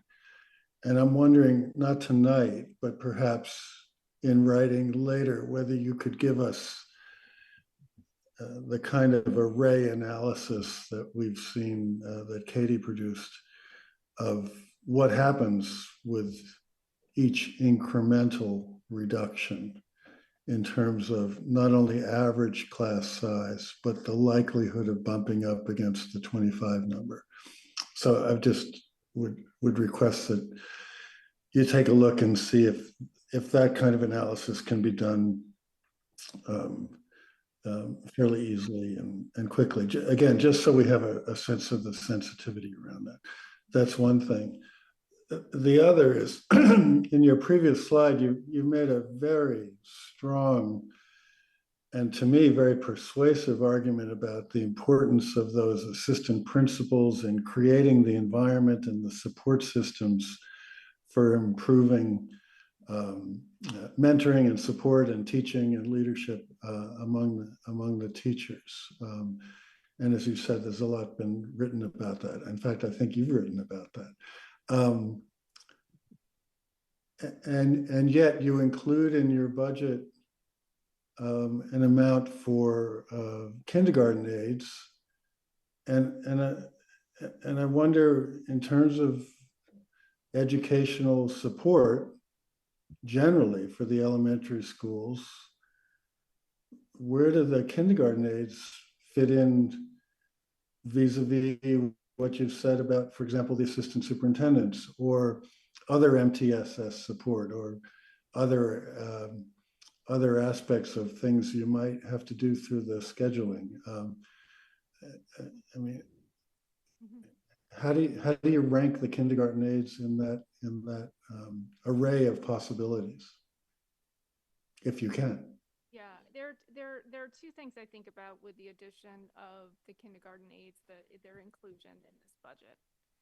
And one is, as I said, thinking about our kindergarten aides as we think about strengthening multi-tiered systems of support, that undoubtedly our kindergarten aides that partnership with our kindergarten teachers allows us to provide increased support for our kindergarten students.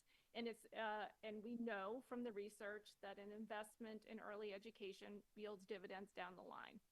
That's important. As you remember, at the time that we made the cuts, we didn't want to make any of the cuts that we proposed. We were in very difficult circumstances, making very difficult decisions and making cuts in places that were designed to not impact any one program or any one grade level, but rather distribute them across elementary and preserve some level of service in all of the areas in which we made cuts. The second thing that I just think is so important to speak to is, particularly as we look ahead and look forward to times of partnership, and trust. Restoring the kindergarten aides is going to go a long ways towards our working relationships in the future. And I have to tell you, co-leading the working group with Chris Walsh, we've had a really, it's been a really rewarding experience. We've been having great conversations about elementary education, the elementary schedule, the work that our shared understanding of many of the issues that exist. And one of the things that we're navigating, right, is that recommendations will come from this, and there needs to be a level of trust established that we will be able to deliver on those recommendations. The circumstances are what they were when we made the decisions we did. They were very difficult circumstances. And as we look ahead, I look at the impact not only in terms of what restoring the positions does for our overall ecosystem of support in our schools, but what it does also for restoring trust and partnership that will allow us to be more productive and realize the shared interests we have in our students' growth and well-being. Well, I really appreciate that you've said that.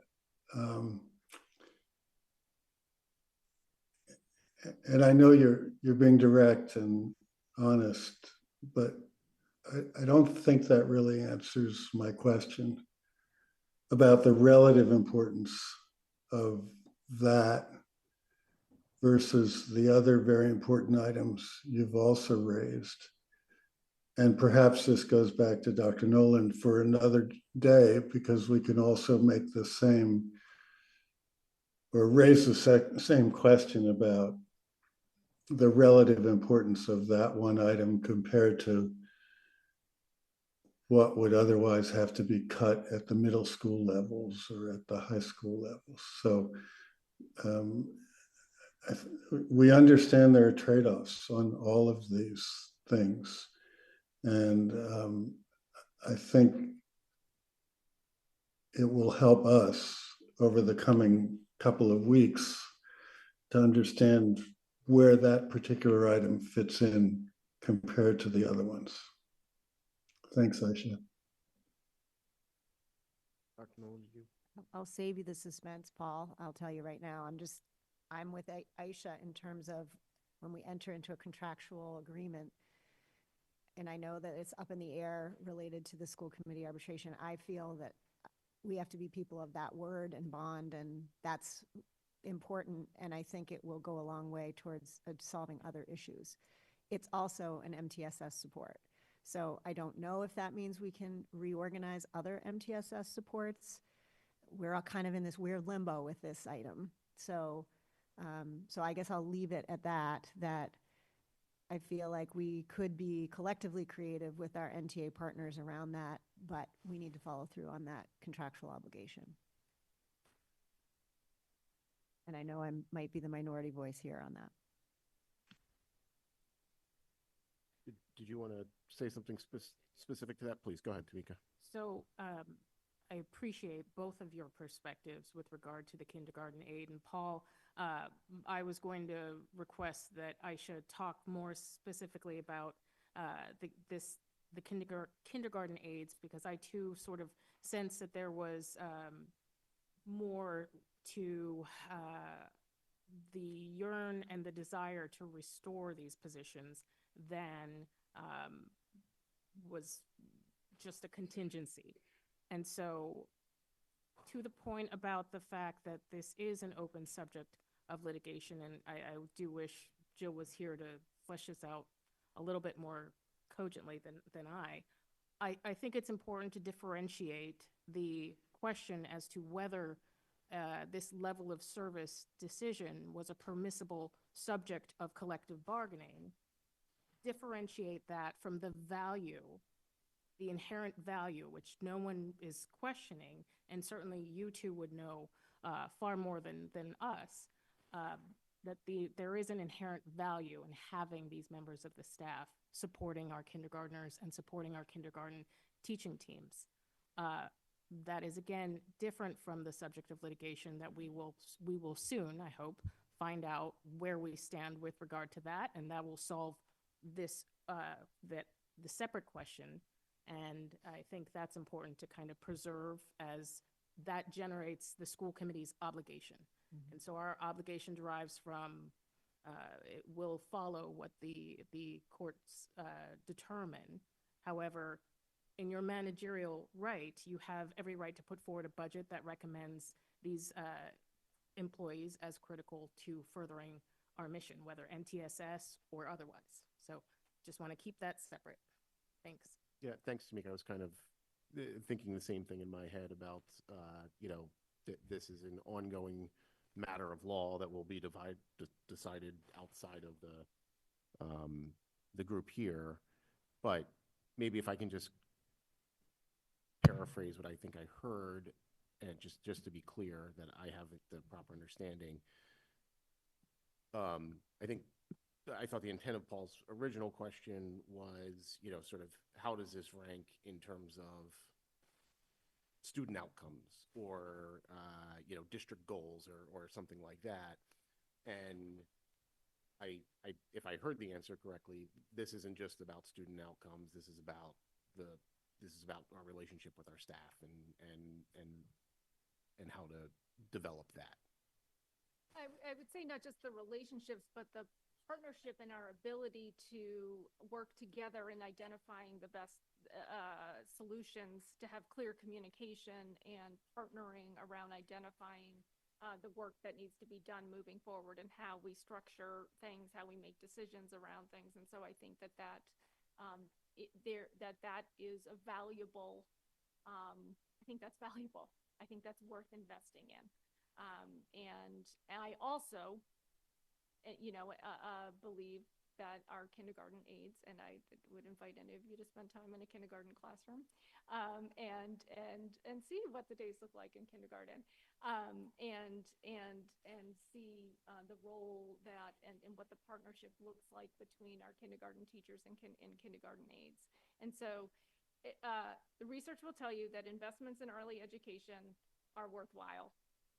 That the investments in ensuring that students develop important foundational skills in those early years does in fact yield dividends more down the road, more so than adding additional supports at older grade levels.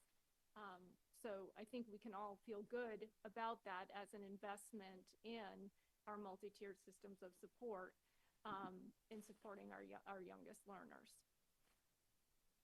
I did just want to say that Jill had to go home sick today, or she would have been here. So I'll make sure to carry this request forward. Okay. All right. Paul, are you good? Not quite. I just want to make this a little more tangible. This is a highly simplified example, but if we look at the current chart, and if we think, for example, we need to save another $500,000 in elementary, one way to think about this is and again, I'm not advocating, I'm just saying the kinds of decisions we're going to be facing in elementary, for example, could be a decision of whether you restore the kindergarten aides, but then reduce the number of classroom teachers by another 5 people to make that $500,000 bogey. That's an example of the kind of trade-off we might find ourselves having to make, or Dr. Nolan might find yourself having to make over the next couple of weeks. So I truly appreciate everything Aisha has said and Dr. Nolan has said on that one item. But over the next few weeks, we're going to be trading things back and forth, and we'll have to think very, very carefully about which thing is more valuable for our students and teachers if the bottom line has to be less. Thank you. Thanks, Paul. Let's go to Rajiv and then Anping. Thank you. So, Aisha, I have several hopefully quick questions to answer. But I will start off with, I appreciate Tamika's point about the difference between the current litigation and the separate question of, will kindergarten aides improve outcomes for our students? I think that's two different things. Aisha made a very clear, I think, expression of this will be helpful for our students, our youngest students, and I appreciate that. I agree with that. I also think we should stop using terms like contractual reading and leave that to Jill. So let's focus on what's going to be helpful, and it sounds very clearly that adding kindergarten aides is something that we say is going to be helpful. So one question on that point is, I know we didn't take away kindergarten aides en masse, right? We had to cut down on the number.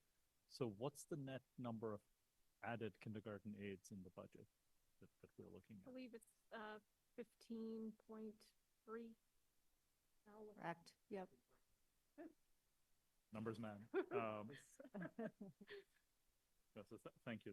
That's helpful. And then the other thing is, when we talk about MTSS, which I would love to see us continue having some momentum on, right? Is it pretty much exclusively or mostly falling within your area, Aisha, or is it something that's shared with Casey? Because kind of under the guidelines, it shows up under student services, but we just talked about kind of maintaining at least what we've done so far on MTSS. So how does that break out? So MTSS is us all. So MTSS is the overall ecosystem, right, in which we are growing all of our students. And so student services has a role and is one part of things. Teaching and learning has a part of things. Elementary education has a part of things. It lives in all of our departments. It is important, however, to make sure that that it's clear that a strong multi-tiered systems of support have effective tiered pieces that are outside of special education, right? So we're looking heavily at, there is a heavy general education component to a strong and effective multi-tiered systems of support that live outside of student services. Student services is or special education, I should say. Student services overall is definitely a partner. We are all in this. We're all in this together. No, I'd actually assumed that tier 1 and tier 2 supports were your area, because it's generally tier 3 that we think of as being provided through student services. Is that approximately right? Many consider tier 3 even within the sphere of in special education, even outside of tier 3. But yes, that is a shared endeavor with our colleagues in teaching and learning as well. Great, thank you. That's helpful. Two other very quick things. The ongoing analysis of student needs, including special ed, is that a reference to co-taught classrooms and where you might have them? Not so much around, not necessarily. So some of what we do is in conjunction with our colleagues in student services and in consultation with the principals is to examine the needs of and the data specific to various grade level sections, et cetera, and our special education programming, the integrity of special education programming and the ratios that are necessary to maintain the integrity of those programs. And so all of that is ongoing right now to look at what are the needs of the students, what does the data tell us about students in a variety of different sections across the district, what is the program structure for various special education citywide programs that we have, and what are the ratios that we need to make sure to maintain. as well as who's in the pipeline right now. And so we're at a time we are looking at students who are being evaluated, students who are being looked at for enrollment in various programs, and that is an ongoing process right now. Got it. So that's an area which is more of your focus as opposed to cases then. I would say yes, insofar as the implications for staffing elementary teachers fall within my budget. I am working closely with Casey and Student Services, who would make recommendations and advise on the programmatic needs of our students and the ratios necessary to maintain the integrity of our various citywide programs. And as you said, that could include co-taught classrooms and determinations on It could where include they a are. myriad of supports, yes. And not limited to citywide programs either. I mean, a class size, a number alone does not tell you the level of need within a classroom, right? Or the complexity of a classroom. You can have a class size of 18 that can be have relatively low needs, and you can have a class of 18 that has significantly higher needs. And so it's important to look at those. It's why part of an important part of the process and talking to principals and consulting with student services has always been something that's an important part of the process. And being able to be responsive to the human, we're in the human growth business, right? We're growing humans. So we have to have a human, it can't just be, this is the number is the number. We need to be able to dig in and look at the humans that are represented within those numbers. If you've seen one kid, you've seen one kid. Right. And final question, I fully support having the 3 teachers in reserve. What happens if we don't need all of them? How does that affect the budget going forward? Do they get deployed elsewhere? Does that mean that there is a reduction of whatever number we don't need? How does that work out? So we would have to come back to you with that. We would come back to you and say, this is a scenario. Now, I'm certain we could find for all the FTEs that come our way. But we would, in the interest of our transparency goals, we would always bring that to you, as we would any internal redeployment. Got it. Thank you very much. Anping? Thank you. Well, I didn't have a chance to say, and Nolan, that I think it's very comprehensive and challenging presentation, and I used the word a couple years ago, sobering, very sobering, and probably this time I could add another, adjective or something to say, or adverb to say, severely or whatever, significantly sobering this time. And our mayor responded, give your perspective, which is also very helpful to understand the bigger picture here. I have to say I was taken back to see this wide gap and wondering where the money to cover this. We will have more discussion, of course, down the road. And I appreciate my colleagues asked very, very insightful questions regarding a lot of details. Aisha, thank you for the presentation. Give me a chance to reflect on what Ann Nolan mentioned this as a tale of 5 budget models. So here we're thinking about the level service plus, but not really complete plus, but just certain targeted strategic investment. And now with elementary school, we had a chance to see what does it mean to add a few, strategic investment, but could not include many other, which we felt very critical. Now, I'm curious. One good thing I'm very, heartened to see that we still maintain the class size under 20, 19.6. I look at back a few years, seems a few years back, 19.2 or 3, still within the same range. I think that's good news for all of us to see. Now, here I'm just curious, saying the budget proposal provides 243 classrooms with 3 in reserve. What does it mean, 3 in reserve? And then net reduction of 10 FTEs. What are those people? Classroom teachers, paraprofessionals, classroom teachers. They're kind of volunteer retirement or volunteer departure, or just give us a little bit more. Some of that, so currently this year, we have 256 classrooms across our 15 schools. In this proposal, there's 243. Some of those are a reduction of, you have an outgoing 5th grade class that had 4 sections, and the incoming kindergarten is slated to be 3. That accounts for the reduction of some of those positions. In other cases, you have the consolidation consolidation of sections to create higher class sizes that account for the other positions. Now, of the positions, of those 10,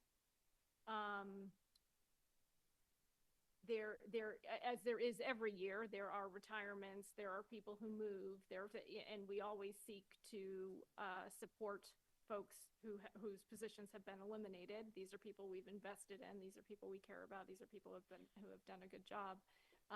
With our students, we seek to match them with, they're considered for those openings that arise as a matter of departures for retirement or other reasons. And at this time, we know of 8 retirements at the elementary level. Okay.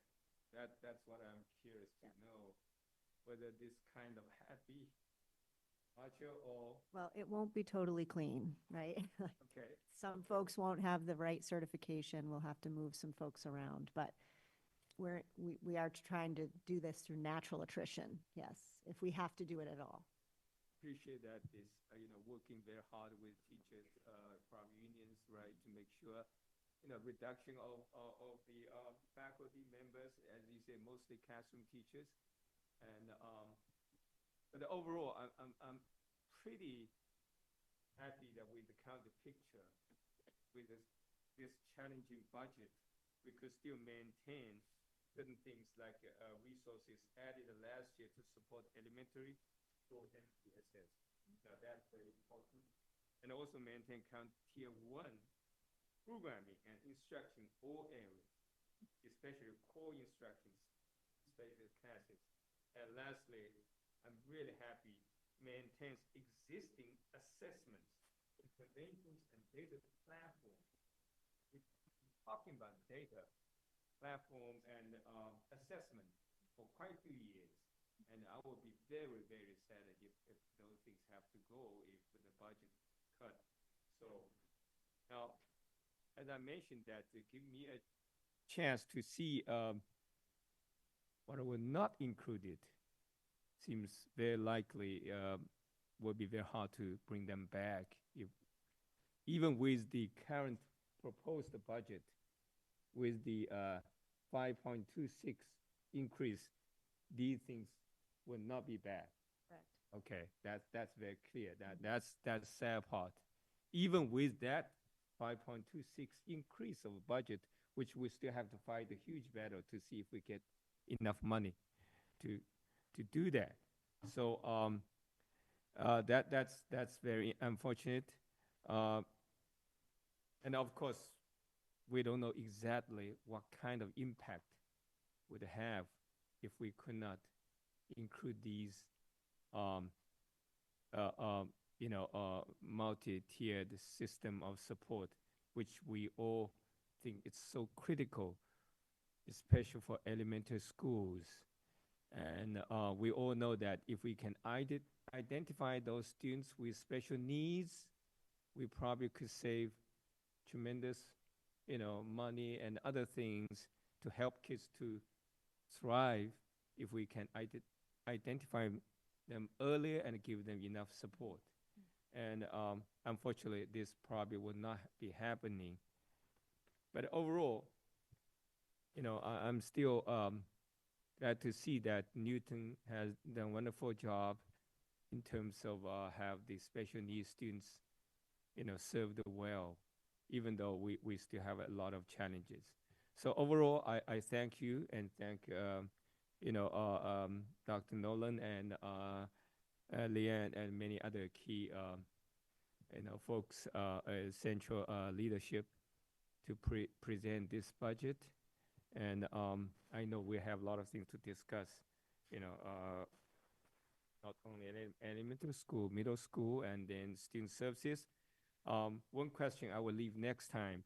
And I think Paul mentioned a little bit about adding 2 special education programs at the Lincoln Elliott and Bone School. Those 2 special education programs, which cost about, Reach program at Lincoln Elliott and Bone Strike program, which costs 1.2 million. Mhm. And I like to learn more about. Nicole Uh, Miller Yeah, will she will be present on it. presenting on Okay, so I Wednesday. will leave too. Yep, there's a Okay. description of the program and the full constellation of costs. Yeah, I'm curious, the rationale and the reason and all that. Mhm. But anyway, Stay thanks. tuned on Got Yeah. it. It's coming. I'm all set now. Thanks. Okay, thank you, Ping. Emily? So I'm going to make this super quick because we are into hour 3 of our budget deliberations. Okay, so quickly, I just want to state publicly that I agree with Aisha about the kindergarten aides, and it should be in the budget. So appreciate all the things that you said around that. I agree with them. One. Secondly, I'm very happy to see that there are now 3 reserves. I think that's totally the way to go, and with all the uncertainty in the summer that we have those reserve positions is great. And last but not least, I appreciate your sensitivity to keep class sizes as low as possible, and that there are only 2 classes with 25. And I know that brings risk, but it feels like a good balance for the elementary. Thank you. Thank you, Emily.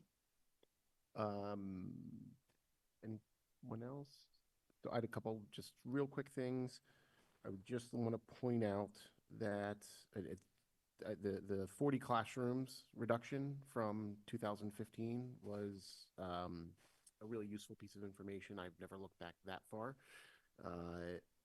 So I just looked up enrollment change at elementary. Enrollment has declined by 1,066 students since 2015. So that's 26.7 students per classroom reduced, which we get this question all the time of why do we have so many fewer students and still the same number of staff? If we were to reduce at the rate of 20 students per classroom, and we know it's not linear for the reason you talked about, there's a step function fashion, and you can have big reductions and it doesn't do anything in terms of reducing classrooms because it's distributed across 6 grades at 15 different schools. But you reduced it linearly, 20 students per classroom, that would be 53 classrooms.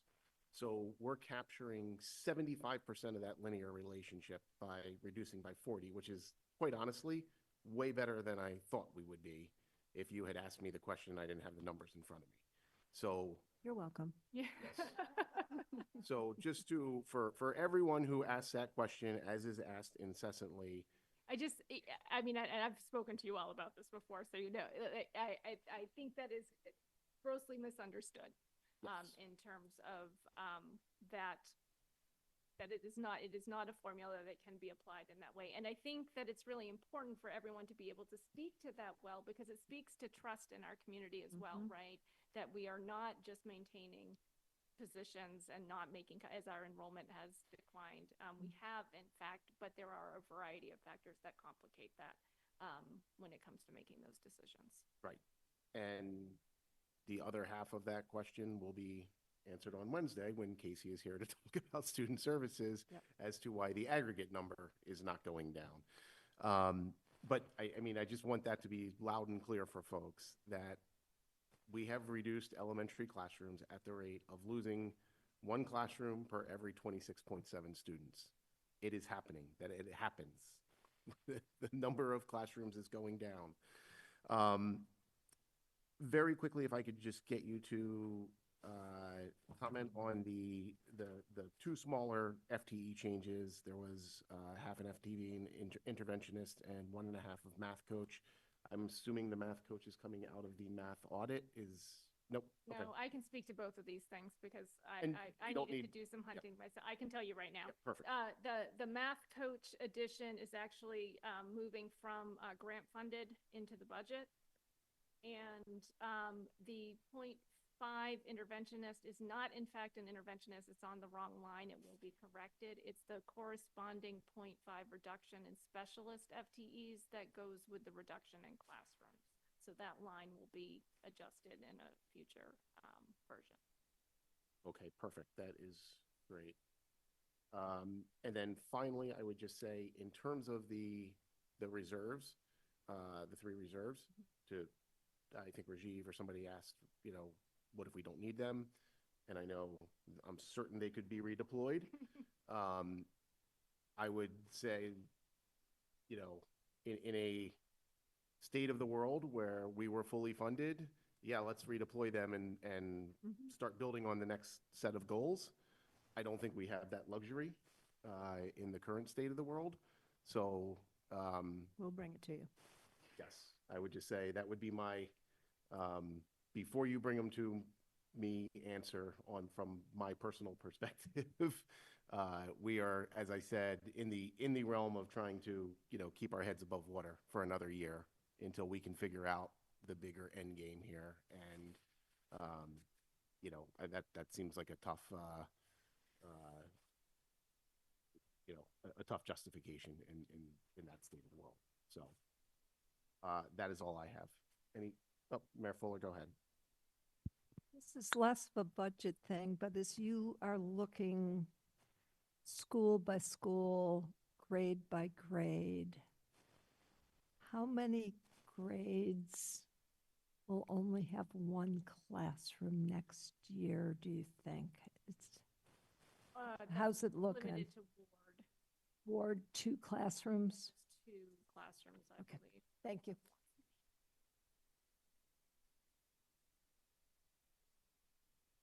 Okay, any other questions for Aisha? All right, well, thank you very much. I know everyone just got a lot of these materials, so there may be some follow-up questions from the members as we kind of digest this. And all right, thank you.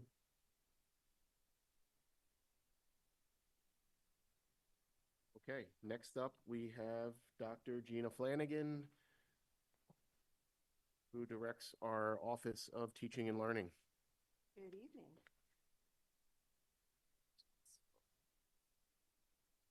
Hey, thanks for having me. I just wanted to kind of give you a little highlights of the past 7 months I've been in Newton. I've done, I think, a good amount of homework trying to learn the budget of teaching and learning. I've uncovered a lot of things. I've asked a lot of questions. One of the roles I see as Assistant Superintendent of Teaching and Learning is not only to make sure that we're spending our money fiscally responsibly, but also that we're maximizing those funds to push forth our district. So I wanted to share that with you before we get going tonight. I also wanted to talk a little bit about the current reality of curriculum funding for the Office of Teaching and Learning. And I wanted to give you a perspective of somebody who's been in education for 30 years and worked at various districts across the country.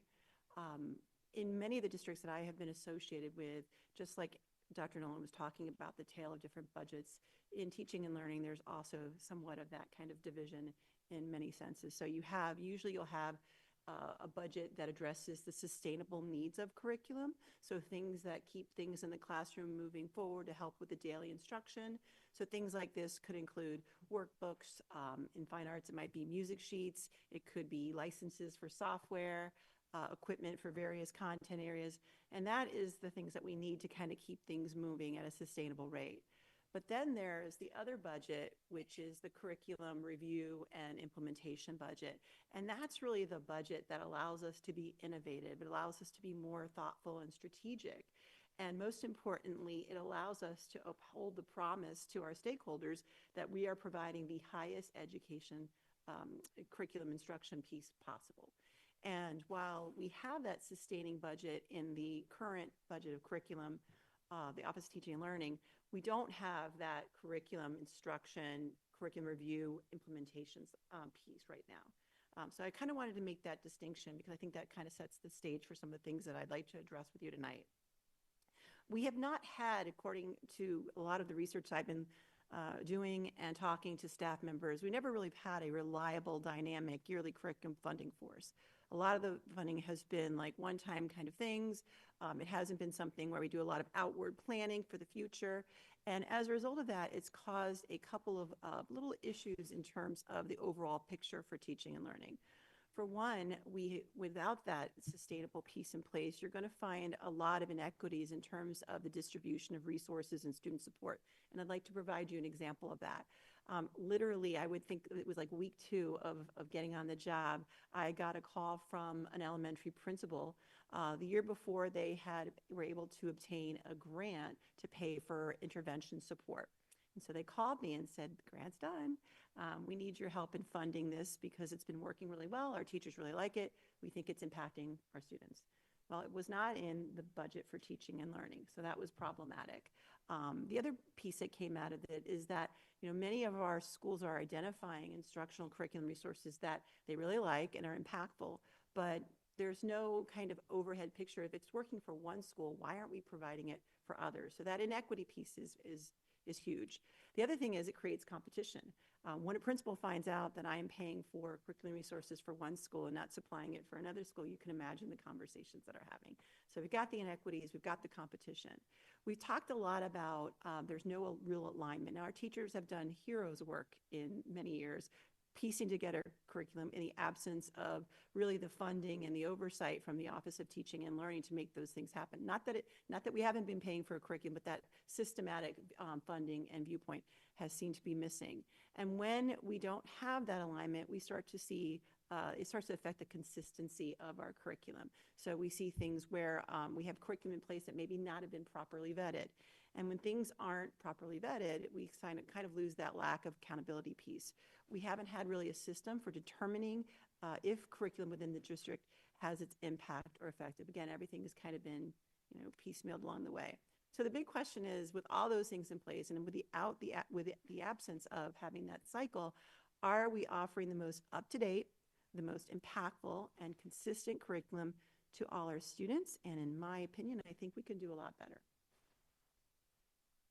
So when we have this system in place where year after year we're planning ahead strategically and we're designating where money should be spent for bona fide curriculum reviews, what we find is that we're being more strategic with the allocations. So we're strategic in the selection, the implementation of curriculum, definitely are more resourceful when it comes to the professional learning and supporting our teachers. I think when the staff sees that the district is putting their money behind a thoughtful curriculum process and funding that as well, they feel that they can see the vision of teaching and learning and feel more supported. And then lastly, it provides a real laser focus on the needs of our students.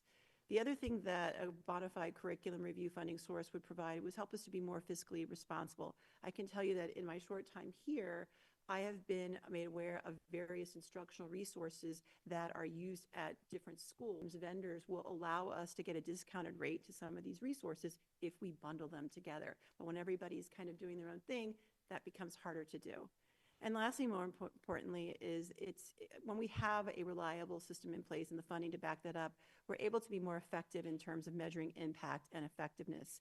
I think with so many curriculums circulating the district, measuring the impact of that and planning for the future and effectiveness has been very, very challenging. So I want to kind of set that stage of the big picture. Some of the budget highlights for the Office of Teaching and Learning, I wanted to point out that last year we were fortunate to get some grants to help cover some of the cost of some of the curriculum purchases that we made. That is not the case, at least at this point, for next year. Next year, we are going to continue our math and PE health and wellness curriculum reviews, which is going to include a pilot as well as purchases. We are beginning next year our 6 through 12 ELA and social studies curriculum review, so they'll be going through what we did with math and PE this year, where they take a look at their existing curriculum and make some recommendations, and then 2026-27 will be their purchase year. We are also continuing our rollout of EL literacy curriculum. even though we have the stuff, the materials in place that were many of that was paid through the grant, there's always going to be costs, yearly costs to supplement that, as well as the professional development piece. I want to add that every year we have new teachers that join the district, so creating a sustainable professional development for those teachers is going to be integral in making sure that these curriculums are viable. And then lastly, we did some piloting with social studies and science curriculum, and next year we're going to have to look into providing those staff members with a professional development to do those curriculums with fidelity. I wanted to point out some general curriculum costs for the Office of Teaching and Learning. Obviously, this is not all of them, but the reason I thought this was important is it helps you kind of see the allocations, various line items for teaching and learning. And as you can see here, in the past 5 to 6 years, these amounts really haven't changed. But what has changed is the cost for curriculum and professional development needs. So we've kind of remained stagnant in terms of our spending. I also highlighted in yellow the buckets of professional development that land with the Office of Teaching and Learning. As you can see, we're in state conferences. We've significantly gone down in those areas where we send teachers out into different parts of the state to increase their awareness on various curriculum items through workshops. The consultant lineups, I want to kind of clarify that. When we say consultants, it may not be what you typically would think. So whenever we adopt a new curriculum, we usually ask the vendors that create these curriculums to do professional development with our teachers. They know their product the best, and they've had a lot of experiences with different schools throughout the district. So a lot of our consultant costs come from that line item, and that pretty much has stayed the same as well. So what is the impact of a level funded budget for the Office of Teaching and Learning? As you know, last year, our mayor funded a lot of the resources for our math curriculum to a tune of $2 million, so we're grateful for that. But I guess my next question is that where will funding for future curriculum reviews come from? That's a question I think as a district we have to answer.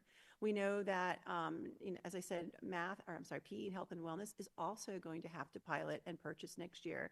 And there currently is no room in the budget to fund these staff recommendations for resources. And I think, it really sends not a favorable message to our staff when we ask them to take a look at their existing curriculum, make some recommendations with the hopes that we can help do our part in funding those recommendations. So we have to be thoughtful of how we approach that. We're also going to continue, I mentioned continuing the professional development for EL education. With the budget the way it is, we'll have to have some of those professional developments be reduced. Sometimes that means that cutting the professional development for special education teachers. And one thing I've heard throughout the district this year is that our special education teachers want to be included in any type of professional development when it comes to the general education so that they can fully support and implement the work there. We also are, as I mentioned earlier, Open IED is something we're looking to start providing professional development through our elementary and middle schools next year. That's something that we might have to consider in terms of how we fund that. We talk a lot about MTSS, and one of the things that is an important element of MTSS is developing common assessments so we can collect that data. The data that we collect is also especially at the high school, important. We talk a lot about multi-level and how do we determine where kids are placed. So common assessments are very important. The high school science teachers at both North and South have done a great job in trying to address that. So last year they piloted a program that allows them to develop common assessments for benchmarking, but also, as I mentioned earlier, the multi-level issue. And so I'd hate to come back to them and say, you did all this great work, you heeded the call from us, and you know the importance of assessments, and you found one, and are we going to be able to fund it? That would be a tough conversation to have. Also, the before and after school academic support programs that we have in place to support our most vulnerable students, that might have to be impacted by any more budget cuts. And finally, I should say, there's two more actually. Fine arts. I don't know how many of you are familiar with Mr. Richard King, who does a great job in terms of advocating for fine arts, not just K-8, but also I'm talking the full spectrum of the district. And one of the first conversations I had in this position was him coming in and did such great research. He provided me photos of aging equipment. He provided me a cost analysis of budgets. I mean, it really was very clear to me, like, wow, we have really neglected this area. And he has been very, very patient. I think our our fine arts departments, excuse me, have been very, very patient. And I would like to see us really take a look at that with integrity and do them justice in that area. And then one thing that is not there that I do want to mention is I also, in my budget this year, am looking to provide more curriculum support for our preschool program.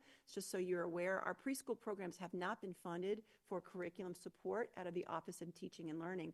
A lot of the support for curriculum at the preschool level has been very haphazard in the sense that, you know, they'll call the math curriculum coordinator and say, do you have any extra stuff that you could, or help us kind of gather materials to support our programs? And that just does not seem to be a sustainable way to vet curriculum. So that is on our list as well. I think all of these are very basic needs, but they have such great impact on the success of our students. So I wanted to kind of give you, you know, these are the things that I'm looking at that might be affected by some of the budget discussions that we're having tonight. And lastly, I just put this in here. We've talked about this before. I changed it around a little bit so that it could be a little bit clearer. But this just kind of shows you in terms of the curriculum review cycle and what it would entail. The one thing that I think that is most important to this group is the yellows. So the yellows are the years in which we would be asking for funding to, you know, increase or to develop resources for each of these content areas that are listed in the cycle. And as I mentioned earlier, math and PE will be asking for those purchases next year, followed by ELA 6 through 12 the following year with social studies. So at least it gives you a heads up that this is what you can expect, and hopefully working together we can figure out a way to make this happen. Again, curriculum review cycles are pretty standard in many districts, and I'm glad to see that you know, we're putting that in place now for Newton Public Schools. Hope that was any questions? Great. Thank you very much. Appreciate the concise presentation. And I know this is, you know, I think one of those areas where we've seen the most change over the last couple years. So I know, you know, both you and Dr. Nolan deserve a lot of credit there for what's happening in the positive there. Questions from members? Rajiv? Thank you. This was helpful. Just kind of going back to the question we asked Aisha as well, which is if you're looking at a less than level service budget, right? That looks like teaching and learning, including PD, a gap of $115,000 and change. You advance the slide one more. Sure. You can see your number. Yeah, absolutely. And I snuck it into this one as well. I think it would, the bucket that it would hit hardest is professional development. You know, I also mentioned the preschool. I'd like to be able to assist them in creating curriculum that makes sense for their students. And also, as Aisha, I want to reiterate that our earliest learners are where, you know, if we can rally behind that and do good by them, I think that it will have lasting impacts as they go up the ladder, if you will, with education. So those are the two areas that I think would probably be hit the hardest. So preschool curriculum would be one of them. And oops, sorry, we lost the video for a second. And professional development. Professional development. So again, just a quick follow-up on PD, because we started gaining some momentum last year. So with an impact on professional development, I'm hopeful or assuming that if we had to make reductions, it would hopefully not slow down things that are already in process, or where we worked on kind of district-wide PD for our educators and delivered it. So those are the kinds of things that would potentially continue or hopefully continue. That is our hope. Not with reductions to that budget. Right. So I'm Yes. talking in the context of this because we had the full district-wide PD on election day. Right. presumably new educators coming in. But we will have new educators as we experience churn. We'll need to get that training at some point. And then there's also, I guess, separate training on if we're bringing in a new curriculum or small pieces of one. Just by way of explanation, last year with a $77,000 budget in the operating budget for 2,100 staff, that's us spending, that's just our educators, not any of our auxiliary staff. That means we're only spending $36 a year on training and those types of experiences for staff. That doesn't take us very far. So adding Thrive gave us another full day. That was funded through grant funds, and those pieces, they're now in this budget. That would be cut if she has to cut additional monies. Thank you. Thank you. Tamika? Thank you. And Gina, I believe I told you when you came and did your entry plan presentation that I think it's incredibly necessary, the roadmap, the forecast that you've laid out for the district, and giving us clear guidelines as to when certain cost impacting changes will hit. And so I think what would be a nice complement to having the information that you just provided as to what it would take to meet a 3.65% budget, a nice complement to that would be, what are the one-time funds that would really help your budget stretch further? And I think that might be a good thing for each of our assistant superintendents to have handy and when they come and present, because that really will help inform how we can think about the funds that are fungible in our budget. And you know, I think your presentation highlights and illustrates the fact that due to the generous funding from the mayor, we were able to implement I forget which curriculum from last year. EL, that's right. And so looking at things like that is where I'm thinking those are one-time funds. They don't endanger us to any type of fiscal cliff type scenario. And it would be good to know what would be the things that you would put on a list and a prioritized list and where they fall. So thank you.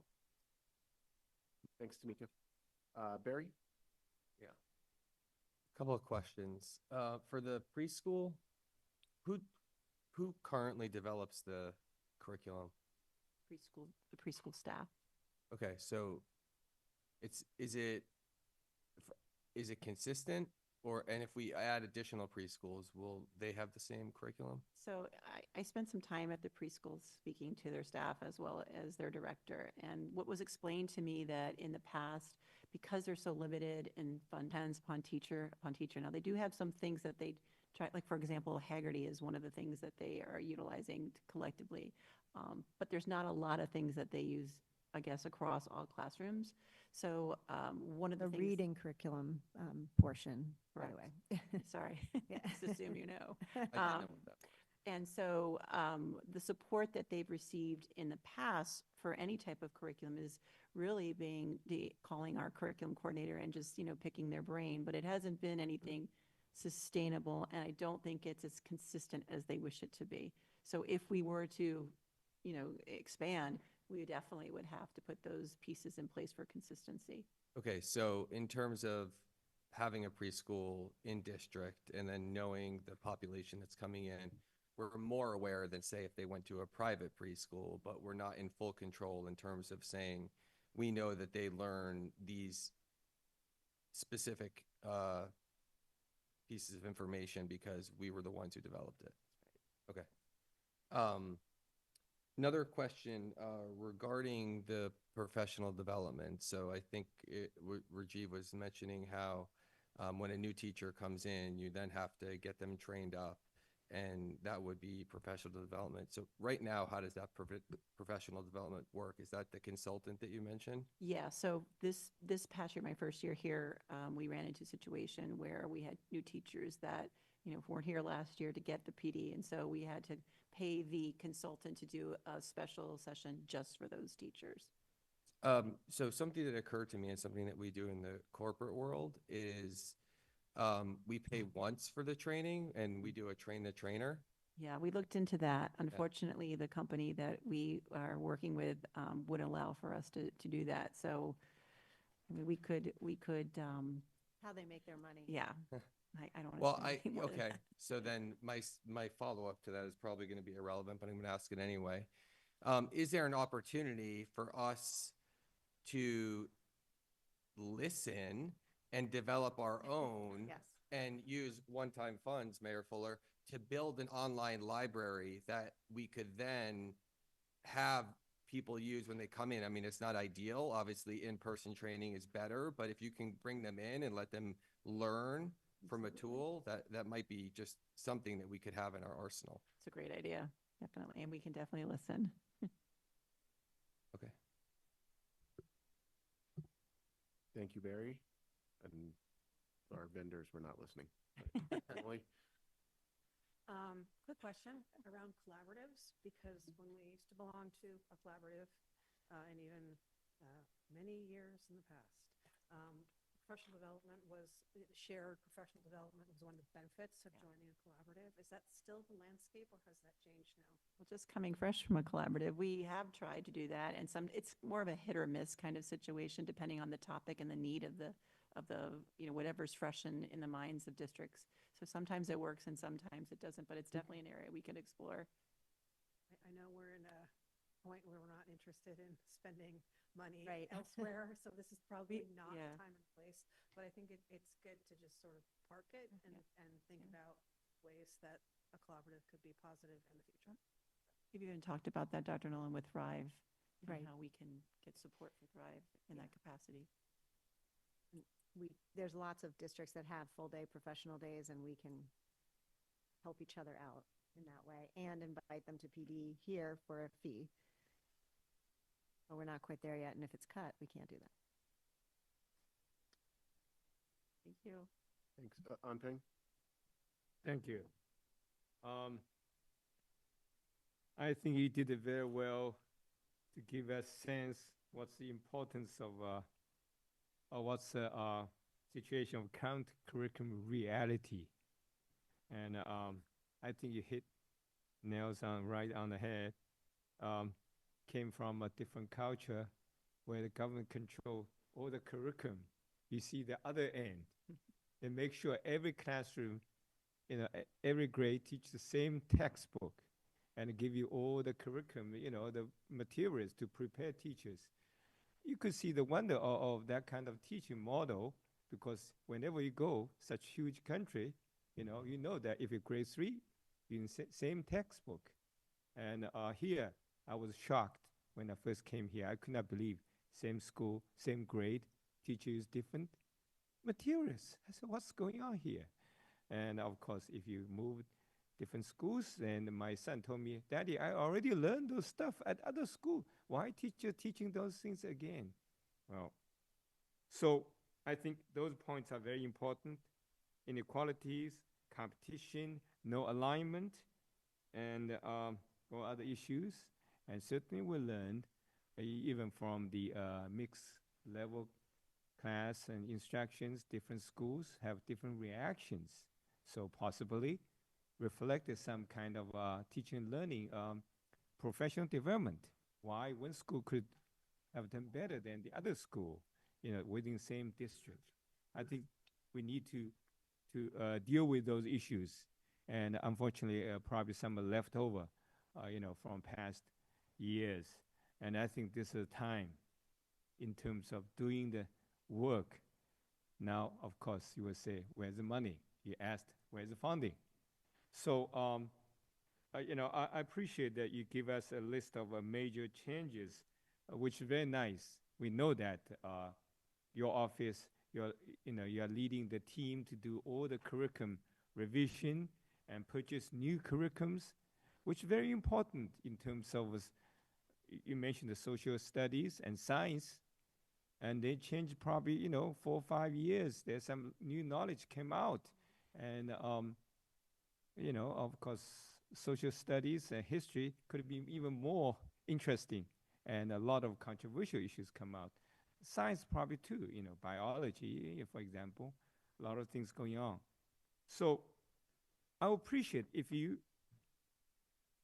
talk a little bit more about the last curriculum cycle from the budgetary perspective. What kind of things we have money we can do, but what kind of things we probably were questioning where's the funding. So in that sense, we can see the impact. If you start in the middle way and then no money, what will be consequences? So that's a little bit different from the elementary school. Aisha just did the presentation, which we know, okay, how many classes, how many kids in classes. So that kind of numbers you can control every year. But now you're talking about 1 year, 2 years, 3 years, 4 years, until 8 to 9, you have this nice color-coded charts. So could you say a little bit more so let us understand the impact of the budget, not only this year, but in the following years? So. Well, as I mentioned, when our committee gets together, they do a self-study and they evaluate the existing curriculums. And then one of the things that they work together as a group is they look at, the big picture, and then they work together to come up with action steps. So when we come back in May with math, the curriculum review, one of the things that we'll discuss is here are the recommendations that we see moving forward in order to get to that high level of instruction that we're all seeking. We're hoping that we're lucky that is all taken care of with math, but that same thing is happening with PE, health, and wellness right now.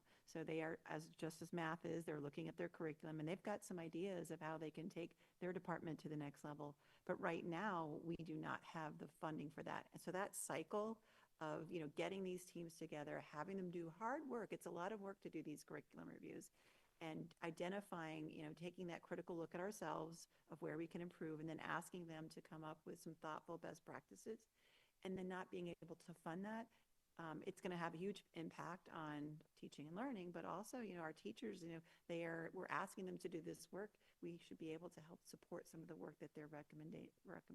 So I think that, not funding that is going to be very problematic. And I just hope that we can come up with some kind of system to do that. I will say that, if you look at the column, it has like every year there's a purchase year, but it might not be the extravagant amount, that we had for math. It depends on the curriculum content area. We also, we might get into a situation where we picked a really great math curriculum, and after the 5 years, we still like it. It's still working for us. So it might be like smaller tweaks. So every year, it is hard to predict like what that number will be, but the hope is that we can come up with a consistent system for funding. I hope that answered your question. Well, let me just ask specifically, here you're talking about some of fiscal year 25 budget, which is 1,200,000, right? On that some general curriculum costs. And you noted that this money almost close to the 2019, which 1 million, so $200,000 less, but very close. So now this is based on Dr. Nolan's budget with 5.26 increase, right? So that's kind of a hopeful, wishful budget. So if 3.65 based on city allocation, then there will be more cut. You will not receive this $1.2 million for curriculum, right? And There would be another cut of $115,000. Oh. This budget is less impacted because the mayor has made curriculum funding available in one-time funding outside of the budget.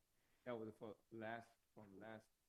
We have math and we have science, and we're probably just in the last portions of the English language arts implementation for K-5.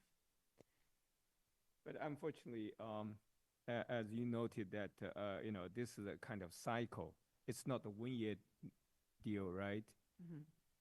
You purchase the curriculum, and then you need the professional development. So it's not like I bought the books, okay, all set. Right. 5 years, so then. So that's a challenge. I'm kind of concerned.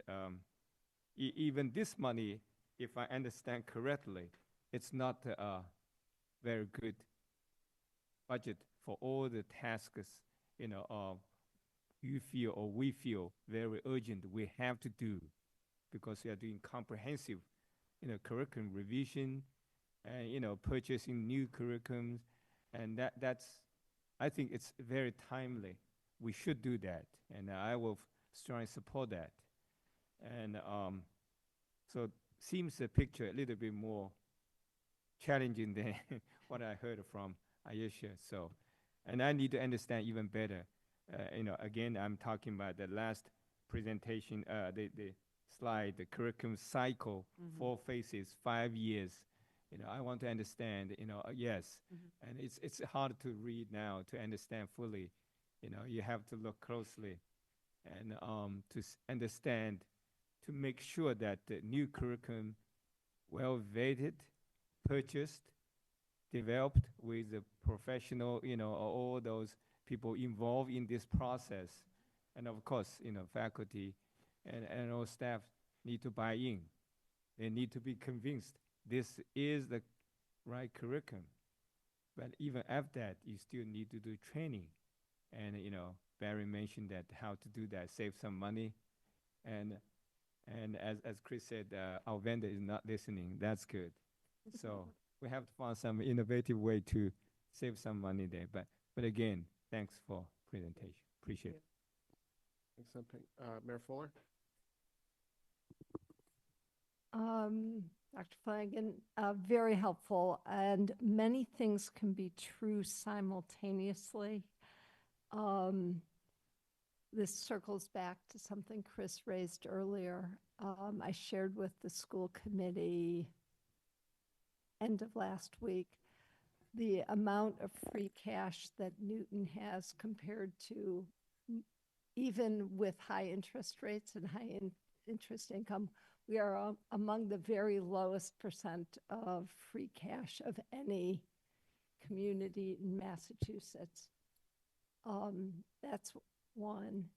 A second is when there is free cash, I'm always working very closely with, it was David Fleischman, Kathy Smith, Anna Nolan, to think through what are the highest priorities for that. Third, it is absolutely true the curriculum review and curriculum purchase has to be, we have to start feathering it in to the NPS ongoing budget. And Liam is very skilled at this. You start small and you just keep adding to it year after year. We've done that with the snow and ice budget, which was underfunded for years, or the road paving budget, and you just have to, so getting it in there and adding to it. We're still a ways away from understanding our free cash situation, and I'm sure Dr. Nolan will be thinking about the many different, it isn't ideal for curriculum purchases to be made out of free cash, should be feathered in, but until we get there, she always is weighing, so is it a building, is it curriculum or something else? And I depend heavily on her judgment as we bring it forward. And you've been very generous. And I always will do my darndest. Okay, thank you. Any other questions? Thank you very much. Thank you very much, Dr. Flanagan. We have one last item on the agenda, which is not a budget item. Jill is not here, as you said, so. I'm going to play the part of the attorney for the moment. So this Title IX policy revision simply reverts the Title IX policy back to our prior Title IX policy that you all voted and vetted under the prior president administration, the last time that President Trump was in office. This is the exact same scenario, which was reinstated at the federal level upon his election. Jill said there is no change to what you previously voted in this scenario. And so can I just ask the same question I asked when we voted the existing Title IX policy last year, which was, it was simply in response to an executive order from President Biden at that time and conforming our Title IX policy to Title IX as it existed in the federal government. It did not functionally change anything in terms of how we operate.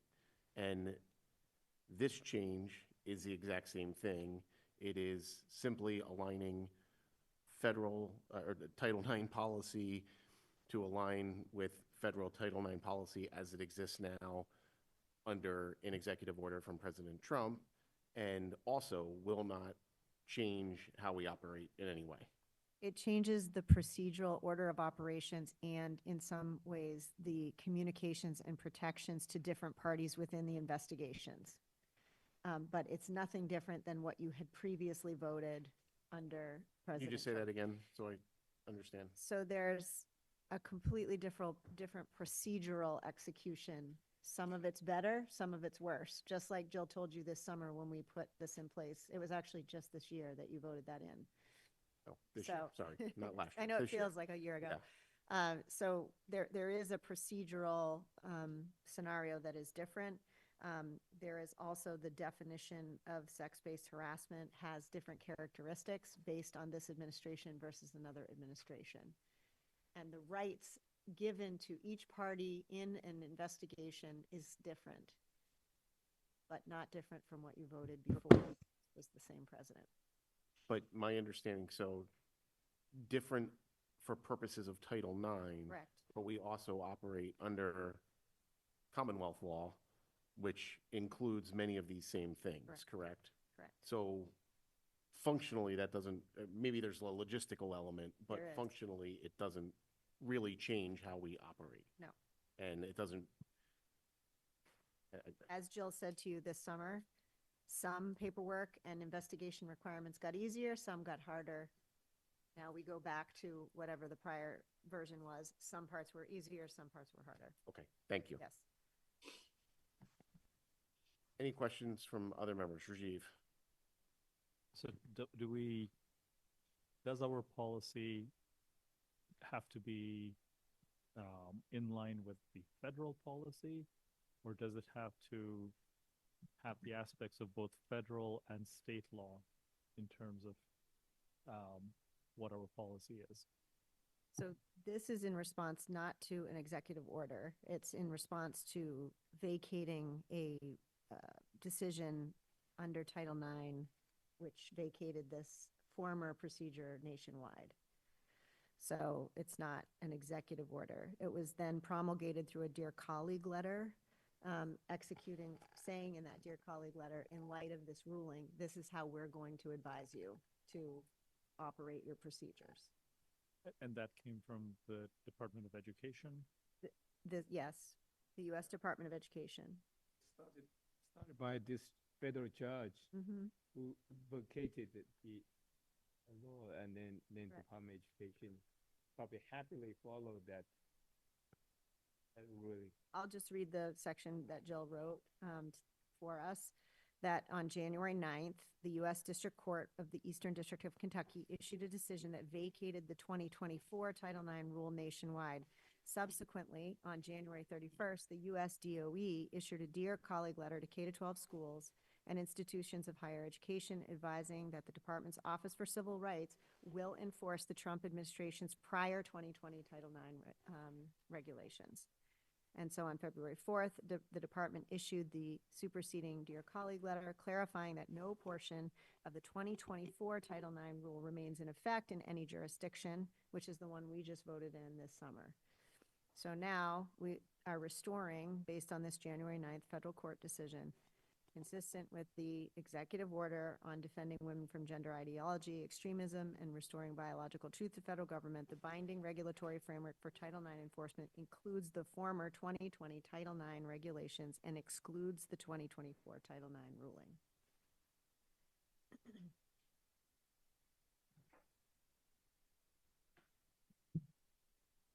Go ahead, Emily.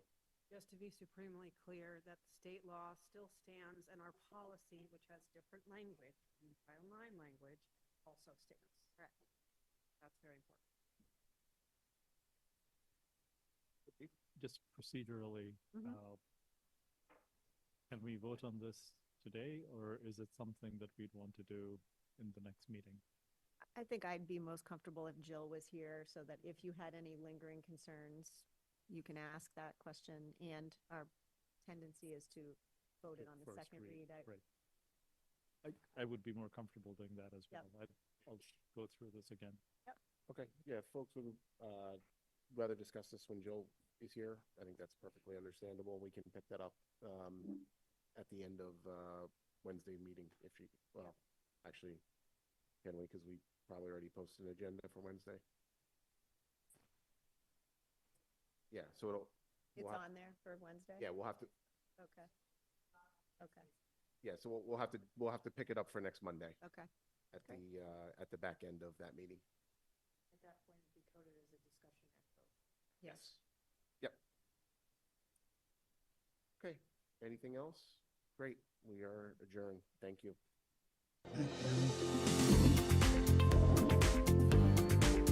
Thank you.